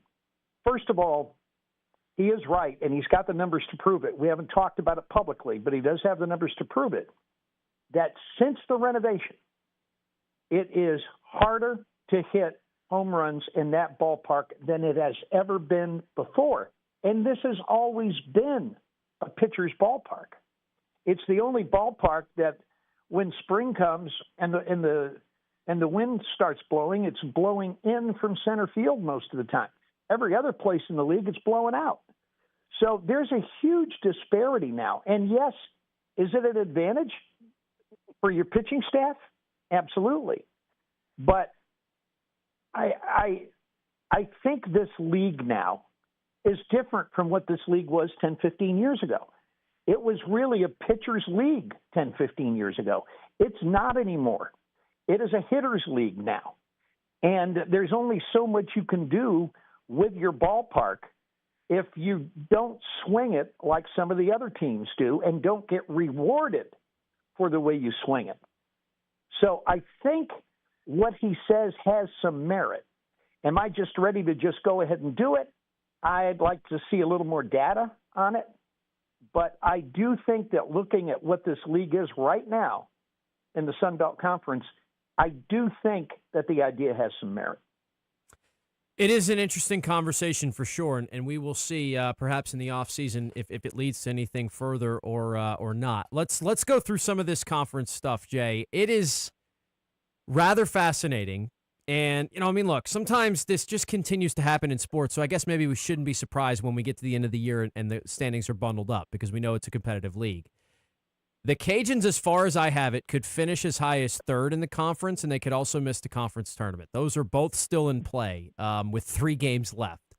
It is much more likely that they, land somewhere in the middle of that. But, I thought a couple weeks ago, I was like, man, Coastal might be coming here basically, as a formality with everything wrapped up, just kind of playing out the rest of the season and getting ready for the postseason. That's no longer the case. They dropped a couple games to ODU. They dropped that series, as a matter of fact. They now need to likely win the series in order to have a shot at maintaining the regular season championship over Southern Miss. They don't have a host spot locked down. The Cajuns, as I mentioned, with a couple of wins, they probably do put themselves in that top 6 and avoid having to play on the first day of the tournament. But a couple of losses, and all of a sudden you're right back in the muck. And with, if you were to get swept in this series, you'd need some help to even get to Montgomery. Hard to imagine. More on the line, right? For a 3-game series to finish the year. This is going to have everything we wanted to have. Well, yes. To everything that you said, yeah, you could technically still not make the tournament. Now, you can lose 3 and still make the tournament, provided that ULM and Arkansas State each lose a game. And both of them are going to be big underdogs this weekend because Arkansas State's got to go to South Alabama. ULM hosts Troy. So I don't see both of those teams getting sweeps. Okay, so I think missing Montgomery, while technically possible, is not likely. The key now for the Cajuns is, can you finish in the top 6? And with a pitching staff that's not terribly deep, that would be huge for this team. If you win the series and Texas State does not sweep Marshall, and they win 2 out of 3, and Cajuns win 2 out of 3, even with Old Dominion possibly getting a sweep at James Madison, you've got an excellent chance to be in the top 6. Now, can Marshall win a game at Texas State? I don't know. But they do have Bryce Blevins. And I think Bryce Blevins is capable of beating anybody in this league. So we'll keep an eye on that. If you're able to avoid Tuesday, you're going to have a puncher's chance in that tournament. So, first of all, you got to win the series, okay? And it's not as easy an order as it might seem when you consider that Coastal's lost their 3rd and final game of the series 4 or 5 weeks in a row. And this is the first series loss that they've had all year long, that loss to Old Dominion over the weekend. But they're still Coastal, and they're still very good. So the first thing you got to do is worry about winning the series. That's all you have control over. I don't think anybody in his right mind would pick the Cajuns to sweep this series. Not saying it can't be done. But winning the series right now would be just huge for this team, because if they do win the series, there's a really good chance they avoid Tuesday, and that would be big. And it would also, and you know, we're doing it in the order of operations here. Coach Deggs talked about it. He was asked about an at-large, and he said, look, we're worried about getting to Montgomery first before we ever even talk about that. But a series win means you finish above 500 in league play. If you lose the series but win a game, you finish at even 500 in conference play. And we know that those things can be at least tiebreakers in the eyes of the selection committee. If the Cajuns do win 2 out of 3 against Coastal, now I don't think it puts them automatically in, because then if you go 0-2 in Montgomery and you talk about bid stealers and how many other conferences play out, but in addition to giving you a likely shot at a top 6, I would imagine winning 2 out of 3 against Coastal would be that last resume point that you'd feel pretty good about your shot of going regional, dancing in the regional, so to speak. If you can find a way to get this series. Yeah, you know what sucks about it is, you looked at Coastal for most of the season and said, man, they're going to come to town, and you've got an opportunity to notch some quad 1 wins in your own ballpark. Well, now they're quad 2 wins because Coastal has fallen out of the top 20 of the RPI. So that's a little bit of a bummer resume-wise, although most of the time the committee looks at what you did in quads 1 and 2 combined. But they're still quad 2 wins. You can't get quad 1 wins against Coastal Carolina this weekend. So, but he's right. You know, everybody, fans are all looking at their RPI and their who's in, who's out, what do the projections say, and all of those things. And you know what? The only thing that you've got control over is your next opponent. And so if you're the Cajuns, all you need to worry about is take care of your business this weekend and then get to the conference tournament and take care of as much business as you can there. And then there's a chance you'll be rewarded. But you're also the 4th RPI school in the Sun Belt Conference right now. And while they're just not going to go by the number of the RPI, you know, the reality is that you've got a Texas State team that swept you. That's about 6 spots ahead of you in the RPI. So even if you take care of your business and go out and win the series this weekend and, you know, win a game or 2 in the conference tournament, I still don't think that locks down a bid for you, because what happens with Texas State is going to have something to do with that. It is a very good point. And one last point on this Coastal series, since we're not going to get another chance to talk on the show until it happens.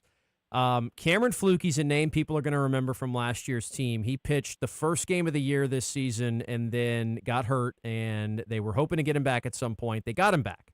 They've been working him back in, and he has not looked good. He did not pitch well against Georgia Southern. He did not pitch well against ODU the other day. He is going to figure it out at some point because he's a top draft prospect for a reason, and I would add in that hopefully this weekend is not the time that Fluke really figures it out, because that's the other thing that's kind of in the back of Coastal's pocket right now, is if they can get him going again. He's one of the best pitchers in the country when he's right, and so hopefully for the Cajuns' sake that this weekend's not when he finds a release point. I agree with that. But you know what I really believe that this series is going to hinge on this weekend is not going to be who Coastal has on the mound. It's going to be who the Cajuns have. And can they perform at a top level at home? Because if you look at Coastal and some of the struggles they've had lately, their problem has been scoring runs in a lot of these games. So if your pitchers can go out and do to Coastal what ODU's pitchers did and what has happened to them on some Sundays, then I think you've got an advantage. And I think that this series hinges on the Cajun pitching staff more than anything else. It should be a whole lot of fun, and it gets going on Thursday night. Jay, appreciate your time as always. Thank you for joining us, and we'll talk again next week. I'll look forward to it. Thanks for having me. Go Cajuns.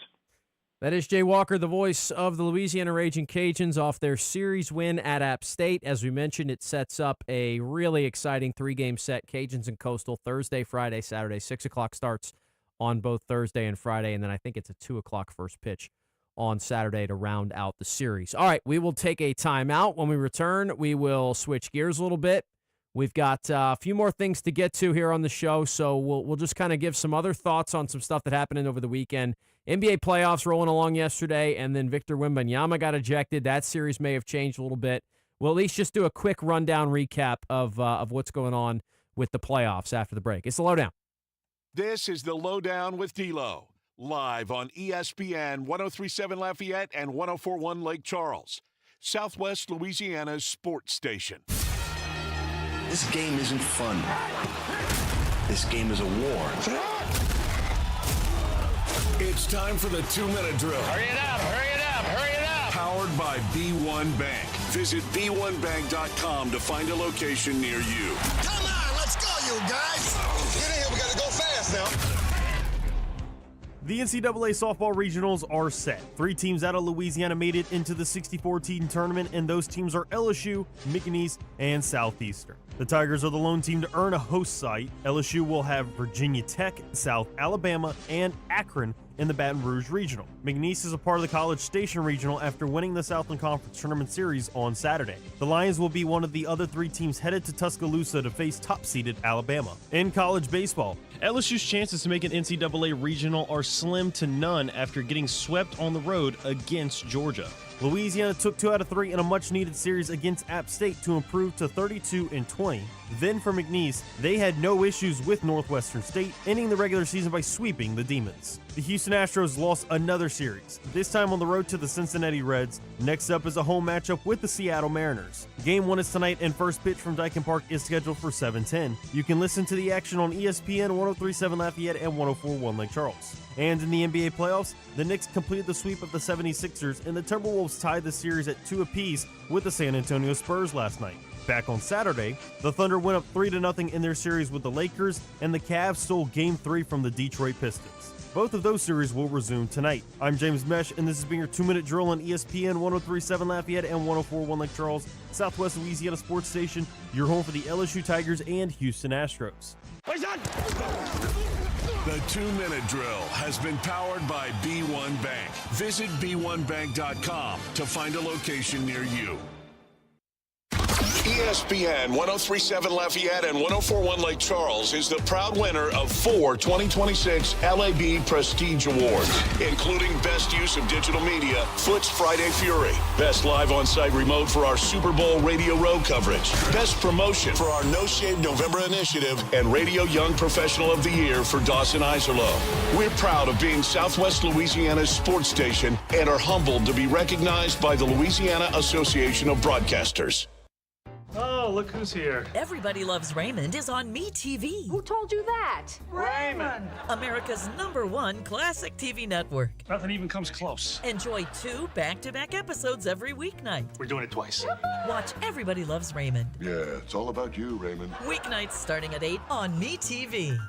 Watch Meet TV Acadiana on KLWB, over the air on channel 50.1. Check your local cable listings for the channel in your area.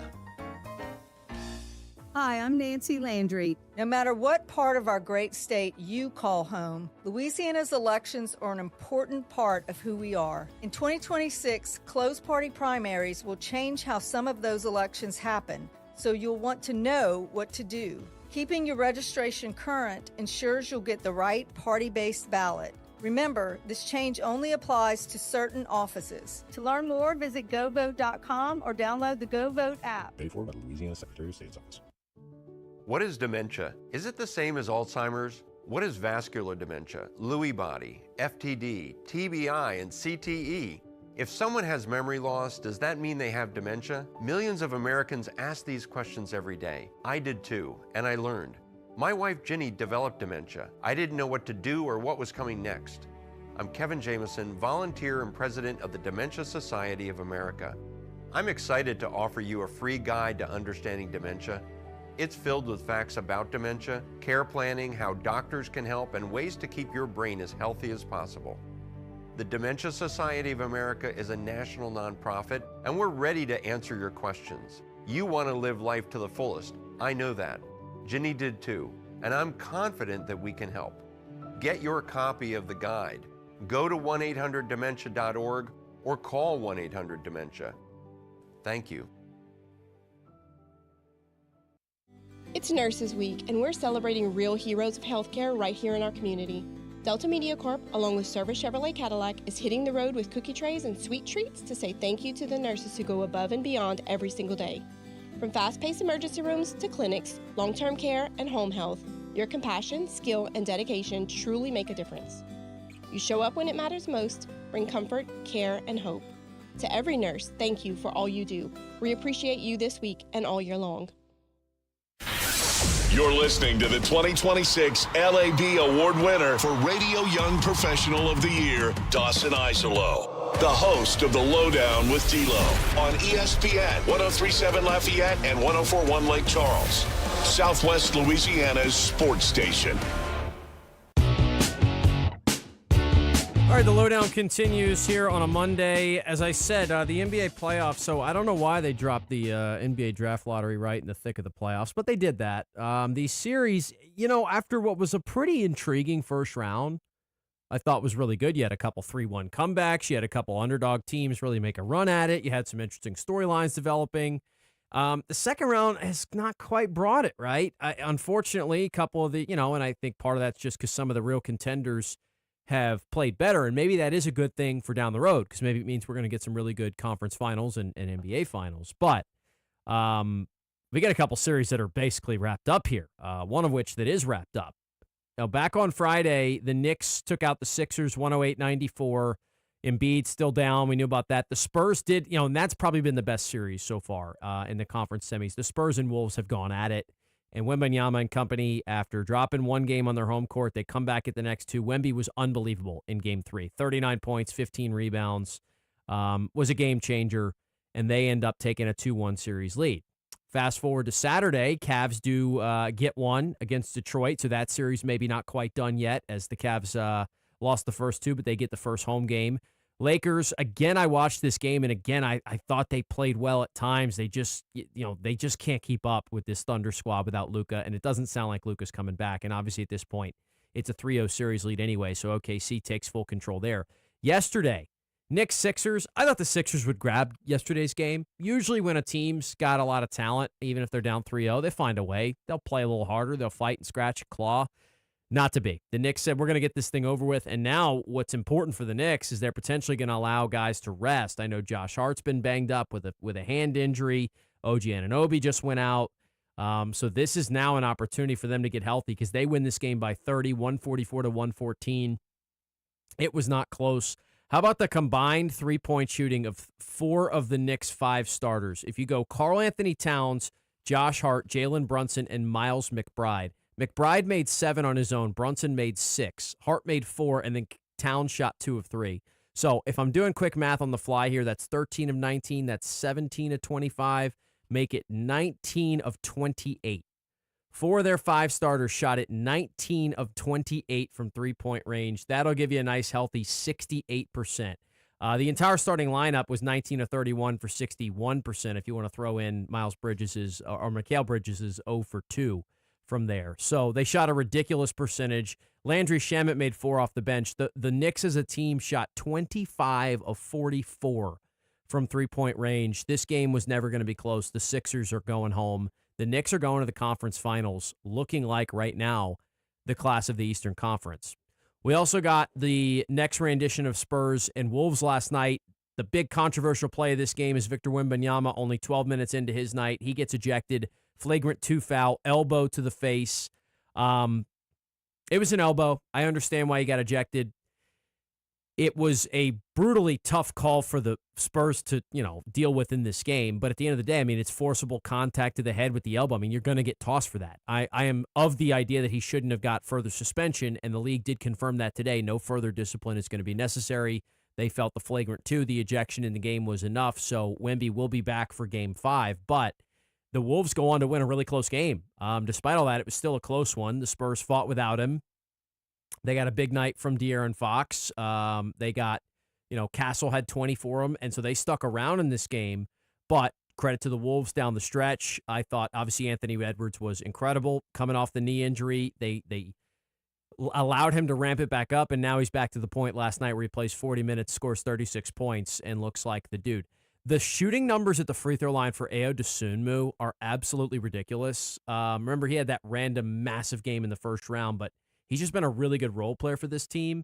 He shoots at 92.5% for the season. I saw during the playoffs something like 97% right now for him. He's been unbelievable at the free throw line. Just threw that in there because he had a couple clutch ones to help ice this game. He just shot 3 of them. He made all 3. The Wolves shot 91% as a team from the line last night. So that one's up 2-2 now.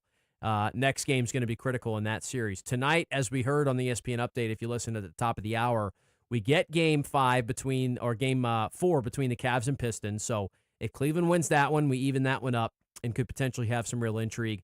Lakers got to try and stave off elimination. They're 11.5-point underdogs. We're still not going to see Luka Doncic. So, this one could get put away early here. The Thunder obviously look like they are cruising back, and we're anticipating that Thunder-Spurs showdown. But who knows? As I've said before, with this, this Minnesota team that just feels game for these moments, they're going to potentially have an opportunity there. So, the Thunder and Knicks could both be. So think about that as well. Like, let's just assume that Detroit drops another game to Cleveland here tonight, and the Thunder get this thing done. In that situation, you're going to have both the Thunder and the Knicks sitting off for maybe an entire week. I mean, these series could get stretched out. Obviously, you'll have game number 5 between the Spurs and the Wolves on Tuesday. You'll have game 6 not scheduled until Friday. So the Thunder could be done with their series tonight on a Monday. They would have Friday. Then, look, that's not even to mention if it goes to 7, you'd have another game on Sunday. They could have 10 days off by the time the next series starts. That could be a real thing. And obviously, same thing. If the Cavs and Pistons go to a Game 7, it would also be on Sunday. And so with the Knicks already having wrapped up their series, they could be looking at 9-10 days off as well. That's a good thing health-wise, but you always do start to wonder about the rust factor. We've mentioned that multiple times before, and it obviously gets talked about in the MLB playoffs with the byes in the first round, gets talked about in the NFL playoffs, team that gets the bye, and in basketball, that could be the case as well. So we'll see if that ends up playing a role in these playoffs, but we get a couple more games tonight. I don't talk a ton of hockey on this show just because it is, look, I enjoy watching it, but I am far from an expert on it. But we do have, obviously, some very interesting things going on in the hockey playoffs as well, and I have caught some games here and there. Vegas and the Anaheim Ducks are tied 2 games apiece. They're headed to Game 5, which is tomorrow. The Avalanche lead the Wild 2-1. Game 4 is tonight. Minnesota trying to even up that series. Then on the East, the Sabres and Canadiens. The Canadiens actually lead that series 2-1. And then the Hurricanes already swept the Flyers 4-0, which was, man, I was hoping my trip to Philly was maybe going to line up with a Flyers playoff game, and I could check that out. Did not end up working out. They have already been eliminated. So we see 3 of those series look like they could all potentially go the distance as well. And the Carolina Hurricanes, much like what we just talked about, they will have a long wait to see if it's going to be the Sabres or Canadiens meeting them in the conference finals, which will not start for another week or so, potentially. So, all right, all that being said, that's an update on the 2 big, professional leagues that have their playoffs going on right now. Let's take a timeout. When we come back, we do have Monday Movers. We'll kind of recap some of the things we discussed on a Monday edition of the show. We'll get you set up for AFR. We'll look at one. We'll take one final look at the poll question of the day, and did have obviously some scary stuff went down with a former Louisiana high school star who played at ULM, Ahmad Hardy. I just want to give an update, the latest I've heard on that situation. We'll do that to close the show as well. It is ESPN 103.7 Lafayette, 104.1 Lake Charles. The Lowdown on a Monday. Stay tuned. This is the Lowdown with D-Lo, live on ESPN 103.7 Lafayette and 104.1 Lake Charles, Southwest Louisiana's sports station. Did you know you can get great tasting Clear Springs artesian water delivered to your office or doorstep at home? Clear Springs is 100% local. Their own bottling facility at the world-famous Kentwood Aquifer. No chemicals added, just pure Kentwood, Louisiana artesian water. Clear Springs offers delivery of 5 or 3 gallon water service with a hot and cold temperature water cooler or single-serve bottles, which they can deliver to your home or office. They're easy to reach as well. ClearSprings.net. Hit the Contact Us tab, or you can call them at 519-3563. ESPN 1037 Lafayette and 1041 Lake Charles is your home for the Houston Astros. And the Astros stun the Mariners. Hunter Brown, Yordan Alvarez, and the rest of the Astros are looking to get back to the postseason. You can listen to every pitch, hit, and thrilling victory of the Houston Astros. Incredible! As Robert Ford and Steve Sparks will be on the call. Tune in this season for live Astros baseball on Southwest Louisiana's sports station. Did you know you can get great tasting Clear Springs artesian water delivered to your office or your doorstep at home? Clear Springs is 100% local with their own bottling facility at the world-famous Kentwood Aquifer, no chemicals added. Just pure Kentwood, Louisiana artesian water. Clear Springs Water offers delivery of 5 or 3 gallon water service with a hot and cold temperature water cooler or even single-serve bottles delivered to your home or office. Easy to reach, clearsprings.net, then contact us tab or 337-519-3563. May is Military Appreciation Month, and ESPN 1037 Lafayette and 1041 Lake Charles and Nolan's Lawnmower Sales and Service in Carencro will be honoring our military all month long. Nolan's is locally owned and supports our military community every day. We honor and salute because freedom isn't free. May is Military Appreciation Month, and we salute you. Powered by Nolan's Lawnmower Sales and Service in Carencro and ESPN 1037 Lafayette and 1041 Lake Charles. This Mental Health Awareness Month, John Well Therapeutic Services invites you to prioritize your well-being.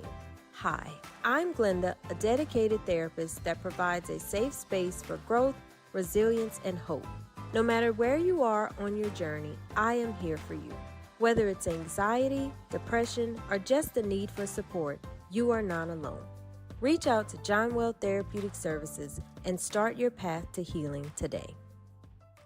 Tax season doesn't have to be stressful. Not with Black & Gold Tax Service in your corner. Conveniently located on Main Street in Broussard, we offer in-office appointments and virtual consultations. You can upload your documents to our secured portal, and we offer secure digital drop-offs. Members of the Better Business Bureau, we proudly serve South Louisiana and all 50 states with integrity, expertise, and personalized care. Visit blackandgoldtax.com and let Black & Gold Tax Service make taxes easy. Black & Gold Tax Service, where accuracy meets Acadiana pride.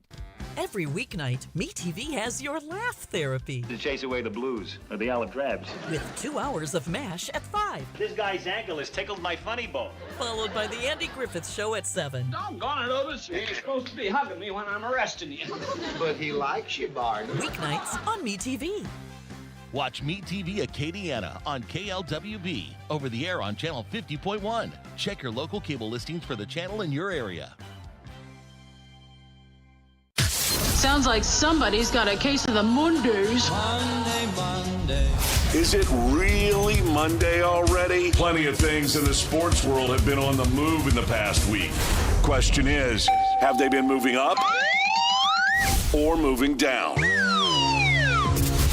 D'Lo is here to evaluate. It's time for Monday Movers on the Lowdown. All right, as Monday Movers, we do this just kind of recap the weekend and things going on in the world of sports and around our teams. We start with a streak that could be moving down, could be ending, and that is LSU's postseason streak in baseball. Looks pretty inevitable at this point that they're not going to be part of regionals. I keep the idea alive if they sweep Florida and go on a run in Hoover. I guess that's possible. It's just we don't have any real reason to believe that's going to happen at this point, right? They got swept by Georgia, who is an incredible baseball team, no doubt about it. But that is a streak that dates back to, I believe, 2010, the last time LSU did not make an NCAA baseball regional.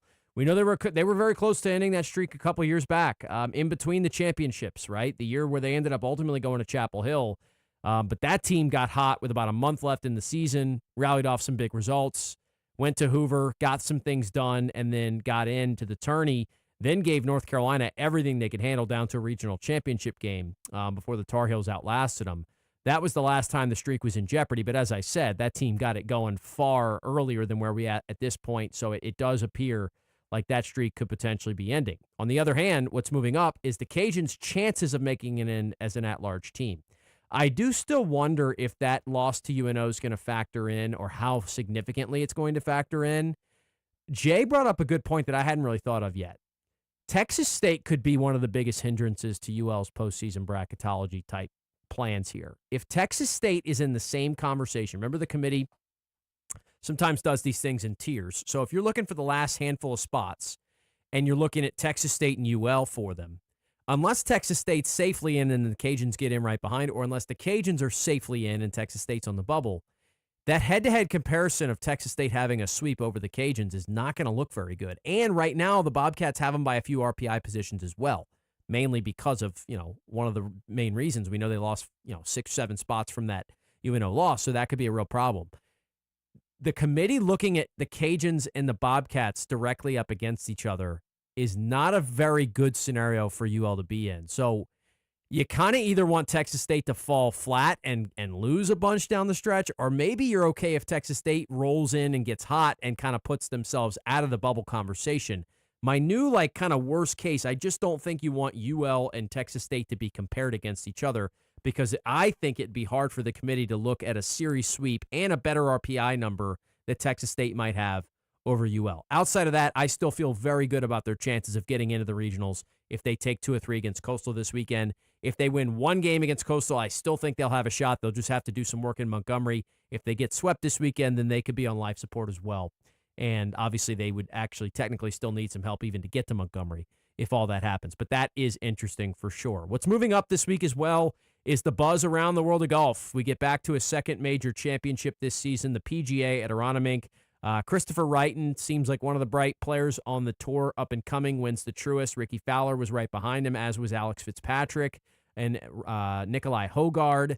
But you have, of course, the big names we expect to show up: Scotty, Rory, Schauffele, DeChambeau. Which of these players can make a big run at it in Philadelphia this week? It is a lot of fun. I look forward to it every single year, and I've got a chance to go to a major championship as a fan for just the second time in my life, so I'm looking forward to it, and that should be awesome as the week progresses on a little further. To close it out, what's also moving down here on Monday Movers is just the vibes around the Pelicans, because as I said, it was not worst-case scenario yesterday for them to, get the draft slot that they did, which doesn't belong to them anymore anyway because they traded the pick away last year. But it's just the fact that you have to bring it back up and talk about the trade again. It's just a little annoying, but we'll see what happens. They also have to hire a coach at some point, and I think now's as good a time as ever, right? Let's get the offseason program going. Let's get this thing progressing. Let's have some real hope here, and let's see what the Pels are going to do in the future. Let's get a head coach hired. Can we make that happen this week? That'd be fun. That'd be nice. The Saints, by the way, over the weekend as well, one last thing I didn't mention earlier, they did finalize the signing of Xavier Harris. They assigned him a number as well. He's going to wear number 67 for now. And they changed a number. I think Martin Emerson's going to wear number 37 or 47, one of the two. Saw that as well. So wanted to sneak those in there in this segment as well. That'll basically do it for us here on a Monday edition of the show. We did have a poll question today. We told you about it earlier. How would you grade that Pels trade? I'm giving it a C. I'm still not all the way dead on it, because if Derek Queen's a really good player for a long time for you, then I think it's going to end up looking okay. But he's got to do that first. So they gave up a pick. It's tough. I understand that, but I'm not giving it a full failure yet. I'm certainly not giving it an A+ 100, circling it with a smiley face yet either. We'll have to wait on those decisions for a few years, to be honest. All right, so that'll do it for the show today. We've got a full normal show lined up for you tomorrow. I will maybe condense a couple of guests just because I'm not going to be here on Thursday and Friday. We have Astros baseball on Thursday, and as I mentioned, Nick Fontenot's filling in on Friday. So we'll see, especially with some of the McNeese stuff. I want to talk to Chasten before I have to go for the week. So we'll do that a little bit later on. We have a normal show for you tomorrow, 1 to 3 p.m. We'll have a great guest list lined up. We will get to some of these topics in more depth, and we plan to do it all for you here. As I mentioned before, we are now officially live on YouTube every single day, ESPN_SWLA. If you want another way to watch and listen along, both completely free to do so. There is a video component to this show. I know some people don't even really know that. If you just listen on the radio every day, we do a live stream of it as well, and that is now available on YouTube in addition to the local channel. So much easier way to consume it, and it's going to be archived every day. So if you missed the show, you missed an interview, no worries. You just roll back in. You could sort through the entire 2 hours, get to any part of the show you want. And so that we're looking forward to that. Another way for people to access the show each and every day if they wish. Appreciate Jay Walker, our one and only guest here on a Monday edition of the show. Thanks to James for helping us out earlier in the day as well.